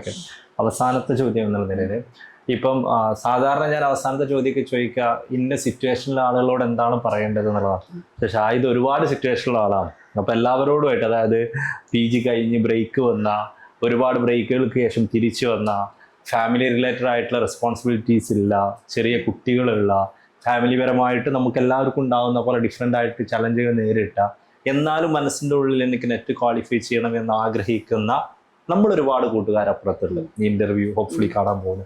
അവരോട് അവസാനമായിട്ട് ചേർക്കുന്നത് എനിക്ക് എല്ലാവരോടും പറയാനുള്ളൊരു കാര്യം, നമുക്കും കഴിയും, എല്ലാവർക്കും കഴിയൂല എന്ന് കരുതുന്നൊരു കാര്യം ഇന്നില്ല. ഇതുപോലെ തന്നെ ഞാനിപ്പോൾ അനീസാറ പറഞ്ഞ പോലെ തന്നെ ഞാൻ ചെറുപ്പത്തിൽ നന്നായിട്ട് വായിക്കുമായിരുന്നു. അപ്പോൾ ഇതുപോലെ എന്നെ അതായത് അതൊരു വലിയ വാക്കൊന്നും എനിക്ക് അറിഞ്ഞൂടാ. എനിക്ക് ഭയങ്കര ഇഷ്ടമാണ് ഡോക്ടർ APJ അബ്ദുൽ കലാമിനെ, അദ്ദേഹത്തിൻ്റെ വാക്കുകളെ, അദ്ദേഹത്തിൻ്റെ പുസ്തകങ്ങളെ, അദ്ദേഹത്തിൻ്റെ ഇൻസ്പിറേഷനെ. ഇപ്പോൾ ഞാൻ എൻ്റെ മക്കളോട് പോലും പറയുന്നൊരു കാര്യങ്ങളാണ്. കാരണം നമുക്കൊന്നും ഒരിക്കലും എത്തിപ്പെടാൻ കഴിയില്ല എന്ന് നമ്മൾ കരുതുന്ന സ്ഥാനത്ത് നമുക്ക് എത്തിപ്പെടാൻ പറ്റുന്ന കാണിച്ചൊരാൾ നമ്മുടെ മുന്നിലുണ്ട്, അദ്ദേഹമുണ്ട്. അപ്പോൾ അതുപോലെ തന്നെ നമുക്കവിടെ ഇപ്പോൾ ഒരു വെറുതെ പറയണം അദ്ദേഹത്തിനെ പോലെ നമുക്കും കഴിയും. നമുക്ക് കഴിയാത്തതായിട്ടൊന്നുമില്ല. കാരണം പക്ഷെ നമ്മൾ ശ്രമിക്കണം, നമ്മൾ അതിൻ്റെ പുറകെ പോകണം. ഞാൻ എത്രയോ തവണ വീണിട്ടുണ്ട്, പിന്നെയും നടക്കും, പിന്നെയും വീണിട്ടുണ്ട്. ആ വീണിടത്ത് തന്നെ ഞാൻ കടന്നിട്ടുണ്ടെങ്കിൽ എനിക്ക് എണീറ്റ് നടക്കാൻ കഴിയില്ല എന്ന് എനിക്ക് നല്ല ബോധ്യം ഉണ്ടായിരുന്നു. കാരണം ഞാൻ മെൻ്റലി, ഫിസിക്കലി, ഇമോഷണലി ഞാൻ നന്നായിട്ട് വീണെടുത്തുനിന്ന് ആര് കൈ തന്നാലും പൊങ്ങാൻ കഴിയാത്ത രീതിയിൽ ഞാൻ വീണിട്ടുണ്ട്. അവിടുന്ന് ഞാൻ തിരിച്ചു വന്നിട്ടുണ്ടെങ്കിൽ എന്നെക്കാളും ബുദ്ധിമുട്ട് അനുഭവിക്കുന്നവരുണ്ടാവും. പക്ഷെ ഉള്ളിൻ്റെ ഉള്ളിൽ പഠിക്കണം, ഒരു നിലയിലെത്തണം, അല്ലെങ്കിൽ നന്നായിട്ട് പഠിച്ച കുട്ടികളായിരുന്നു ആദ്യം, പിന്നെ ഫാമിലി വന്നു, പിള്ളേർ വന്നു, പഠിക്കാൻ പറ്റൂല. പക്ഷെ നമ്മുടെ മനസ്സിലുണ്ടോ അങ്ങനെ ഒരു ആഗ്രഹം, പഠിക്കണം എന്നുണ്ടോ, എവിടെയെങ്കിലും എത്തണം എന്നുണ്ടോ? അത് കഴിയും. പക്ഷെ അത് ഒരു കഴിയുന്ന ആരെങ്കിലും പറഞ്ഞാൽ പോരാ, നമ്മൾ സ്വയം പറയണം. പറഞ്ഞു കഴിഞ്ഞാൽ കഴിയും. കാരണം എൻ്റെ മുന്നിൽ ഞാൻ മാത്രമല്ല, വേറെ 1-2 ആൾക്കാർ ഞാൻ കണ്ടിട്ടുണ്ട് എന്നെ പോലെ. പക്ഷെ ഇത്ര ഗ്യാപ്പ് ഉണ്ടെന്ന് എനിക്ക് അറിഞ്ഞൂടാ. പക്ഷെ ഞാൻ ആദ്യം കരുതിയത് അവരെയാണ്. കാരണം അവർ 5 വർഷം 6 വർഷമൊക്കെ, അപ്പം ഞാൻ പിന്നെ കണക്കൂട്ടുമ്പോൾ എനിക്ക് 13 വർഷം 13 വർഷം പറഞ്ഞാൽ കുറച്ച് വിഷയമില്ല, കഴിയും തന്നെയാണ് എനിക്ക് എല്ലാവരോടും പറയാനുള്ളത്. നമുക്കൊരു ഡിറ്റർമിനേഷൻ ഉണ്ടോ, നമുക്കൊരു ഇതുണ്ടോ, പിന്നെ ചെറിയ ചെറിയ സ്വപ്നങ്ങളൊന്നും കണ്ട് നമ്മൾ അല്ലെങ്കിൽ ഇപ്പം നമ്മൾ നെറ്റ് നേടണം എന്തിനാ, നെറ്റ് നേടിയെന്ന് എല്ലാവരോടും പറയാൻ വേണ്ടിയിട്ട്. പക്ഷെ ഞാനിപ്പോൾ ഞാൻ നെറ്റ് നേടിയതിൻ്റെ പിന്നിലൊരു കാര്യം ഉണ്ടായിരുന്നു. അത് പക്ഷേ ഇപ്പം എനിക്കതൊരു ഇതും കൂടിയായി. ഇപ്പോൾ ഇപ്രാവശ്യം നമുക്ക് എൻട്രൻസ് വിത്ത് PhD ഉണ്ട്. എനിക്ക് നെറ്റിന് ശ്രമിക്കുമ്പോഴേ എനിക്ക് PhD ചെയ്യണം എന്നുണ്ടായിരുന്നു. ഇനിയിപ്പോൾ ഞാൻ കരുതുന്നത്, അപ്പോൾ ആൾക്കാർ ചോദിക്കും, ഇനിയിപ്പോൾ ഫാമിലിയിലുള്ളവരാണെങ്കിൽ ഇത് കാണുമ്പോൾ ചോദിക്കുമോ ഇനിയും പഠിക്കണം, കല്യാണം കഴിച്ച് കൊണ്ട് അന്ന് മുതലേ ഞാൻ പഠിക്കാം, ഇന്നും ഞാൻ പഠിക്കാം. പക്ഷേ പഠിക്കണം, അതേ ഇത്ര മോശമുള്ള കാര്യം എന്നല്ല നമ്മൾ ചെയ്യുന്നത്. നമ്മൾ പഠിച്ചിട്ട് നമ്മൾ ടീച്ചേഴ്സ് ആവാൻ പോകുന്നവരാണ്, നമ്മൾ സമൂഹത്തിന് അറിവ് നേടിക്കൊടുക്കുന്നവരാണ്. അതിലും വലിയ എനിക്ക് തോന്നുന്നു ഈ ഒരു ലോകത്ത് ഏറ്റവും കൂടുതൽ ബഹുമാനം കിട്ടുന്ന ഒരു ജോലി എന്ന് പറയുന്നത് ടീച്ചിങ് ആണ്. ഞാനിപ്പോൾ കഴിഞ്ഞ വർഷം പഠിപ്പിച്ചത് ഹൈസ്കൂളിലെ കുട്ടികളാണ്. പക്ഷെ എൻ്റെ സബ്ജക്റ്റ് വേറെ, ഞാൻ പഠിപ്പിച്ച സബ്ജക്റ്റ് വേറെ. പക്ഷെ ആ മക്കളുടെ ഒരു സ്നേഹവും ബഹുമാനവും ഉണ്ടല്ലോ, നമുക്ക് വേറെ ഏത് ജോലിക്കും കിട്ടാത്ത. അതാണ് സത്യം പറഞ്ഞ് എന്നെ മോഹിപ്പിക്കുന്നത്. ഞാൻ പഠിപ്പിച്ച കുട്ടികളുടെ അവരുടെ സ്നേഹവും ബഹുമാനവും. അപ്പം നമ്മുടെ മനസ്സിൽ അങ്ങനെ എന്തെങ്കിലുമൊക്കെ ഒരു ആഗ്രഹം ഉണ്ടെന്നുണ്ടെങ്കിൽ, പിന്നെ മറ്റൊരു കാര്യം തുറന്നു പറയാനുള്ളത്, എനിക്ക് ആദ്യമൊന്നും ടീച്ചിങ് ഇഷ്ടം ഉണ്ടായിരുന്നില്ല കേട്ടോ, സത്യസന്ധമായിട്ട് പറയാം. പിന്നെ ടീച്ചിങ്ങിലോട്ട് കൊണ്ടുവന്ന എൻ്റെ ഹസ്ബൻഡാണ്. കാരണം ഞാൻ കൊമേഴ്സ് ആയതുകൊണ്ട് സയൻസ് കിട്ടിയിട്ട് അത് ഒഴിവാക്കിയിട്ട് കൊമേഴ്സിലോട്ട് വന്ന ആളാണ് ഞാൻ. സയൻസിന് മലപ്പുറം ഗേൾസ് സ്കൂളിൽ സയൻസിന് സീറ്റ് കിട്ടിയിട്ട് വേണ്ടാന്ന് പറഞ്ഞ കൊമേഴ്സിലോട്ട്. അന്ന് ആ സമയത്ത് എനിക്ക് അറിഞ്ഞൂടായിരുന്നു എന്താണ് സത്യം, കൊമേഴ്സിൻ്റെ സിലബസ് ഒന്നും അറിഞ്ഞൂടായിരുന്നു, എന്താണ് ഏതാണെന്നൊക്കെ. പക്ഷേ പിന്നെ അതിലൂടെ ഇങ്ങനെ വന്നിട്ട് ഞാൻ കരുതി ഒരു ബാങ്ക് ജോലി അങ്ങനെയൊക്കെയായിരുന്നു ആഗ്രഹം ഉണ്ടായിരുന്നു. പക്ഷേ ഞാൻ PG കഴിഞ്ഞിട്ട് ക്ലാസ് എടുക്കാൻ പോയപ്പോഴാണ് എനിക്ക് ക്ലാസ് എടുക്കാൻ കഴിയുമെന്ന് മനസ്സിലായത്. ഞാനൊരു സ്ഥാപനത്തിൽ ചെന്നപ്പോൾ എൻ്റെ അടുത്ത് അവർ പറഞ്ഞു, ഇതൊരു പ്രൈവറ്റ് സ്ഥാപനമാണ്, സ്ഥാപനത്തിൻ്റെ പേരൊന്നും പറയില്ല, 10-60 കുട്ടികളുള്ള സ്ഥാപനമാണ്, കുട്ടികൾ പറയണം ക്ലാസ് എടുക്കാൻ പറ്റുമോ എന്നുള്ളത്. ഞാനൊരു ഡെമോ ക്ലാസ് എടുത്തു. ഒരു സബ്ജക്റ്റിനെ എന്നെ അവിടെ വിളിച്ചേ, പക്ഷേ കുട്ടികൾ പറഞ്ഞു ഈ ടീച്ചർ 2 സബ്ജക്റ്റിന് ക്ലാസ് എടുക്കണം എന്ന് പറഞ്ഞു. അത് കഴിഞ്ഞ് ഞാൻ ഹൈസ്കൂളിൽ പോയി. ഹൈസ്കൂളിൽ പോയപ്പോഴത്തേക്ക് എൻ്റർലി ഡിഫറെൻറ്റ്. ഞാൻ എടുത്ത സബ്ജക്റ്റ് മലയാളമായിരുന്നു. മലയാളം എന്ന് പറഞ്ഞു കഴിഞ്ഞാൽ മലയാളം 1ഉം മലയാളം 2ഉം. ഞാൻ ഡിഗ്രി കഴിഞ്ഞിട്ട് എത്രയോ വർഷങ്ങളായി. മലയാളം സെക്കൻഡ് ലാംഗ്വേജ് ആയിട്ട് എടുത്തിട്ടുണ്ട്. പക്ഷേ എൻ്റെ മോളെ സ്കൂളിൽ കൊണ്ടുവന്ന സമയത്ത് അവിടുത്തെ പ്രിൻസിപ്പൾ ചോദിച്ചതാണ്. അപ്പോൾ ഞാൻ പറഞ്ഞു കൊടുക്കാല, ഏത് സബ്ജക്റ്റ് എടുക്കും എന്ന് പറഞ്ഞു. ഇപ്പോഴും ഞാൻ എന്താ പറയുന്നു, ഏത് സബ്ജക്റ്റ് ഞാൻ എടുക്കും. സത്യം, അതായത് ഒരു വലിയ വാക്കായിട്ട് പറയുന്നല്ല, എന്നെക്കൊണ്ട് എടുക്കാൻ കഴിയും. ഇപ്പോൾ ഹൈസ്കൂളിലാണെങ്കിലും. അപ്പോൾ അങ്ങനെയാണ് ഞാൻ ടീച്ചിങ്ങിനോട് എനിക്കൊരു പാഷനാണ്. അപ്പോൾ നമ്മളിപ്പോൾ ഇതുവരെ സംസാരിച്ചത് നമ്മുടെ കൊമേഴ്സിൽ നെറ്റ് നേടിയിട്ടുള്ള സാധ്യതയുമായിട്ടാണ്. അപ്പോൾ നമ്മൾ ഒരുപാട് വ്യത്യസ്തമായ ഡയമെൻഷനുകൾ നമ്മൾ ഡിസ്കസ് ചെയ്തു. അതിൽ സായിദ ഏറ്റവും പ്രധാനപ്പെട്ട ഒരു കാര്യമായിട്ട് സായിദയുടെ സപ്പോർട്ട് സിസ്റ്റം പറഞ്ഞു. ഏറ്റവും വലിയ സപ്പോർട്ട് സിസ്റ്റമായിട്ട് സായിദയുടെ ഉമ്മയും അതുപോലെ തന്നെ ഹസ്ബൻഡും പറഞ്ഞു. നമ്മുടെ കൂടെ ഉള്ളത് സായിദയുടെ ഹസ്ബൻഡ് ഫിറോസ് ബാബു ആണ്. അപ്പോൾ നമ്മളിപ്പോൾ നോർമലി ഇങ്ങനെ സായിദനോട് ഡിസ്കസ് ചെയ്ത സമയത്ത് തന്നെ പറഞ്ഞൊരു കാര്യം, വളരെ പവർഫുൾ ആയിട്ടുള്ള സപ്പോർട്ട് സിസ്റ്റം ഉണ്ടായിരുന്നു എന്നുള്ളതാണ്. അപ്പോൾ പക്ഷെ ഇന്നത്തെ കാലത്ത് ഇപ്പം ഞാനൊക്കെ കുട്ടികളോടൊക്കെ സംസാരിച്ചുകൊണ്ടിരിക്കുമ്പോൾ മനസ്സിലാവുന്ന ഒരു കാര്യം എന്താണെന്ന് ചോദിച്ചാൽ, എല്ലാവർക്കും പാരൻസ്, പാർട്ട്ണർ, ബാക്കിയുള്ളതൊക്കെ ഉണ്ട്. ഇവർക്കൊക്കെ ഇവരോടൊക്കെ ഭയങ്കര സ്നേഹമാണ്. പക്ഷെ അവർ കൊടുക്കുന്ന സപ്പോർട്ട് സിസ്റ്റം പലപ്പോഴും ഒരു പ്രഷറായിട്ടാണ് ഫീൽ ചെയ്യുന്നത്. പക്ഷേ കൊടുത്ത സപ്പോർട്ട് സിസ്റ്റം ഇവർക്ക് വളരെ ഒരു പോസിറ്റീവായിട്ടാണ് ഫീൽ ചെയ്തിട്ടുള്ളത്. അപ്പം അങ്ങനെയുള്ള നാട്ടിലുള്ള പ്രിയപ്പെട്ടവരെ, ഭാര്യമാരെ ഒരുപാട് സ്നേഹിക്കുന്ന പാർട്ട്നേഴ്സ്, ബാക്കിയുള്ള ആളുകൾക്കൊക്കെ വേണ്ടിയിട്ട് എങ്ങനെയാണ് നിങ്ങൾ ആ സപ്പോർട്ട് സിസ്റ്റം കൊടുത്തത്? എൻ്റെ സപ്പോർട്ട് സിസ്റ്റം എന്ന് പറഞ്ഞു കഴിഞ്ഞാൽ ഞാൻ ഇന്ത്യയിൽ തന്നെ പറയാം. ഞാൻ 10ാം ക്ലാസ് വരെ പഠിക്കുകയാണെങ്കിൽ എനിക്ക് പഠിക്കാൻ ഒരുപാട് സാഹചര്യങ്ങളുണ്ടായിരുന്നു. ഒരുപാട് സാഹചര്യം എൻ്റെ ഉമ്മയും ഇപ്പോഴായിട്ടും ഞാൻ അയിമ തിരിഞ്ഞ് നോക്കാതെ അന്ന് ഗൾഫിൽ അഷ്ടപാടാൻ പോയത്. ഇപ്പം എനിക്ക് പഠിക്കാൻ നല്ല താല്പര്യം. അപ്പം എനിക്ക് പഠിക്കുന്ന കുട്ടികൾ ഭയങ്കര ഇഷ്ടമായിരുന്നു. ഞാൻ കല്യാണം കഴിച്ചപ്പോൾ പറഞ്ഞ പഠിക്കുന്ന കുട്ടിയാണെങ്കിൽ പഠിപ്പിക്കാൻ തയ്യാറായി പഠിപ്പിച്ചു പോന്നു. ആളുകൾക്കായി പോയി പഠിപ്പിച്ച് വന്നു. അതിലൊന്നും എനിക്കൊരു ബുദ്ധിമുട്ട്. പിന്നെ പഠിക്കുന്ന കുട്ടികളെ ഭയങ്കര ഇഷ്ടമാണ്. പിന്നെ അവർക്ക് എന്ത് വേണം ചെയ്യാനും തയ്യാറാണ് എന്നുള്ള കാഴ്ചപ്പാടിൽ വന്നു. അപ്പോൾ പഠിച്ചു വന്നപ്പോഴും അങ്ങനത്തെ ഒരുപാട് പ്രതിസന്ധി കൂടി പോകുമ്പോഴും ഓളെ ഒരു ഭാഗത്തുനിന്ന് താങ്ങി കൊടുത്തിട്ടും ഓളെ വിഷമം താങ്ങി കൊടുത്തിട്ടും ഓരോ ഭാഗം താങ്ങി കൊടുത്ത് കൊണ്ടേ ഉള്ളൂ. എനിക്ക് ഇന്നും ആളെ പ്രതീക്ഷ ഇന്നും പഠിക്കണം എന്നാലും ഞാൻ പഠിപ്പിക്കാനേ ഉദ്ദേശിക്കുള്ളൂ. കാരണം കുടുംബത്തിൽ ഒരുപാട് പ്രശ്നങ്ങളും പ്രതിസന്ധിയും ഒരു ഭാര്യയും ഭർത്താവ് ജീവിക്കുമ്പോൾ ഇതൊക്കെ വരും. അപ്പോഴും നമ്മളെന്താ, വിദ്യാഭ്യാസം നല്ല ഒരു കുട്ടി പഠിക്കണം എന്ന് വരുമ്പോൾ പഠിക്കുന്ന കുട്ടിയെ പഠിപ്പിക്കാനുള്ളത് അത് നമുക്കൊരു സ്റ്റാൻഡേർഡായിട്ട് ഞാൻ കണ്ടിട്ടുള്ളൂ. അല്ല ഒരു കുട്ടീനെ അടുക്കളയിട്ട് അടങ്ങാറാക്കുക, അല്ലെങ്കിൽ അടുക്കളയിലാക്കുക, അങ്ങനത്തെ കാഴ്ചപ്പാട് അതൊന്നും ഞാൻ കണ്ടിട്ടില്ല. എന്നും ഞാൻ ഉദ്ദേശിക്കുന്ന ആൾക്ക് പഠിക്കണം, അവളെ പഠിപ്പിക്കാൻ തന്നെ ഉദ്ദേശിച്ചിട്ടുള്ളൂ. ഓക്കെ. അപ്പോൾ ഇതിലിപ്പം നമ്മുടെ നാട്ടിലിപ്പം ഓരോരുത്തരുടെ പറഞ്ഞ പോലെ ഫാമിലി സിറ്റുവേഷൻ ഡിഫറെൻ്റ് ആയിരിക്കും. ഓരോരുത്തർ നേരിടുന്ന വെല്ലുവിളികൾ ഡിഫറെൻ്റ് ആയിരിക്കും. അങ്ങനെ പഠനത്തിന് ശേഷം പഠനപരമായിട്ട് മക്കളിങ്ങനെ ഒരുപാട് വെല്ലുവിളികൾ നേരിട്ട് അതിൽ നിന്ന് ഓവർകം ചെയ്തുകൊണ്ട് എല്ലാവരുടെയും സപ്പോർട്ട് കൊണ്ടും അതിനേക്കാളേറെ സ്വയം പരിശ്രമം കൊണ്ടും ഇന്ന് നെറ്റ് എന്ന് പറയുമ്പോൾ സത്യം പറഞ്ഞാൽ കൊമേഴ്സ് എന്നുള്ള സബ്ജക്റ്റിലെ ആ ഒരു വിഷയത്തിൽ ഓൾ ഇന്ത്യ ലെവലിൽ 6% ആളുകൾ മാത്രമാണ് ജയിക്കുക. 6% എന്ന് പറയുമ്പോൾ നമ്മൾ പറയുകയാണെങ്കിൽ 1,06,000 ആൾ മാത്രം ജയിക്കുന്ന ഒരു പരീക്ഷ. ആ ഒരു സബ്ജക്റ്റിലെ ഇന്ത്യയിലെ ഏറ്റവും വലിയ ക്വാളിഫിക്കേഷനാണ് സാധ്യത നേടിയിട്ടുള്ളത്. അപ്പോൾ അങ്ങനെ ചലഞ്ചുള്ള ഒരുപാട് ആളുകൾ നമ്മുടെ ചുറ്റുവട്ടത്തുണ്ട്. അവർക്കൊന്നും ആ ചലഞ്ചിനെ ഓവർകം ചെയ്യാനുള്ള ഒരു പലപ്പോഴും ഒരു കോൺഫിഡൻസ്, ഒരു മോട്ടിവേഷനോ വരുന്നില്ല. അവരോട് എന്താണ് പറയാനുള്ളത്? എനിക്ക് അവരോട് പറയാനുള്ളത് എന്ന് പറഞ്ഞു കഴിഞ്ഞാൽ, ഇപ്പോൾ അതായത് അവർ പഠിക്കുന്ന സ്ഥാപനം അത് നമ്മൾ തിരഞ്ഞെടുക്കുമ്പോൾ നല്ല സ്ഥാപനം തിരഞ്ഞെടുക്കുക. കുറേ പരസ്യമൊക്കെ കണ്ടിട്ട് അതിന് തിരഞ്ഞെടുത്തോണ്ട് മാത്രം കാര്യമില്ല. നമ്മൾ കുറേ പോയിട്ട് 4-5 ക്ലാസ് കേൾക്കുമ്പോൾ നമുക്ക് തോന്നാം നമ്മൾ കൊടുക്കുന്നതിനുള്ളത് നമുക്ക് കിട്ടും. ഇപ്പം ഞാൻ ഇപ്പം എൻ്റെ ഭാര്യ പഠിച്ചതിനെ കുറിച്ച് ഞാൻ പറയണേ, എനിക്ക് പറയാനുള്ള ഒറ്റ കാര്യം, എൻ്റെ ഭാര്യ മൊത്തം വെറും അവളുടെ കൈകൊണ്ട് മാത്രം പഠിച്ചു നേടി ഞാൻ പറയില്ല. ഒരു 70% അവളാണ്, 30% അവളുടെ സ്ഥാപനത്തിൻ്റെ തന്നെയാണ്. ഇവിടുത്തെ സ്റ്റാഫുകളും അവിടുത്തെ കഴിവ് തന്നെയാണ് ഞാൻ പറയുള്ളൂ. ആരോട് ഞാൻ അങ്ങനെ പറയും അല്ല. പിന്നെ പഠിച്ചോൻ്റെ ഇങ്ങനെ പറയും. ഒരു നമ്മൾ ശതമാനം കണക്കൂട്ടി പറയും, ഒരു 30% ഓലെ മോട്ടിവേഷനും ഓലെ പെരുമാറ്റം ഓലെ ക്ലാസ്സും. ഒരു കുട്ടിക്ക് കൂടുതൽ ഇനിയിപ്പോൾ ഇങ്ങനെ അത്ര വൈകി പഠിക്കുന്ന ഒരാളാകുമ്പോൾ ഒരു ക്ലാസ്സിലിരിക്കുമ്പോൾ അത് എനിക്ക് വേണമെന്നുള്ളത് തോന്നുന്ന ഒരു മോട്ടിവേഷനും കാര്യം കൊടുക്കുമ്പോഴാണ് ആ കുട്ടി പഠിച്ചു വരുള്ളൂ. പിന്നെ വീട്ടിൽ നിന്നുള്ള സപ്പോർട്ട്. എനിക്ക് എൻ്റെ ഒരു അറിവിൽ എനിക്ക് മനസ്സിലായിട്ട് മാത്രമേ ഉള്ളൂ. ഓക്കെ അവസാന ചോദ്യം നിങ്ങൾക്ക് ഇപ്പോൾ കുറേ പറഞ്ഞു സപ്പോർട്ട് സിസ്റ്റം. അപ്പോൾ കഴിഞ്ഞ കുറച്ച് കാലങ്ങളായിട്ട് സായിദ എയ്ഫറിൻ്റെ ഭാഗമായിട്ടുണ്ട്. എയ്ഫറിനെ കുറിച്ച് സായിദ കുറേ പറഞ്ഞിട്ടുണ്ടാവാം, അറിഞ്ഞിട്ടുണ്ടാവാം. അപ്പോൾ എയ്ഫറിനെ കുറിച്ചൊരു ടേക്ക് എന്താണ് ലാസ്റ്റ് നിങ്ങൾക്ക് എന്താണ് പറയാനുള്ളത്?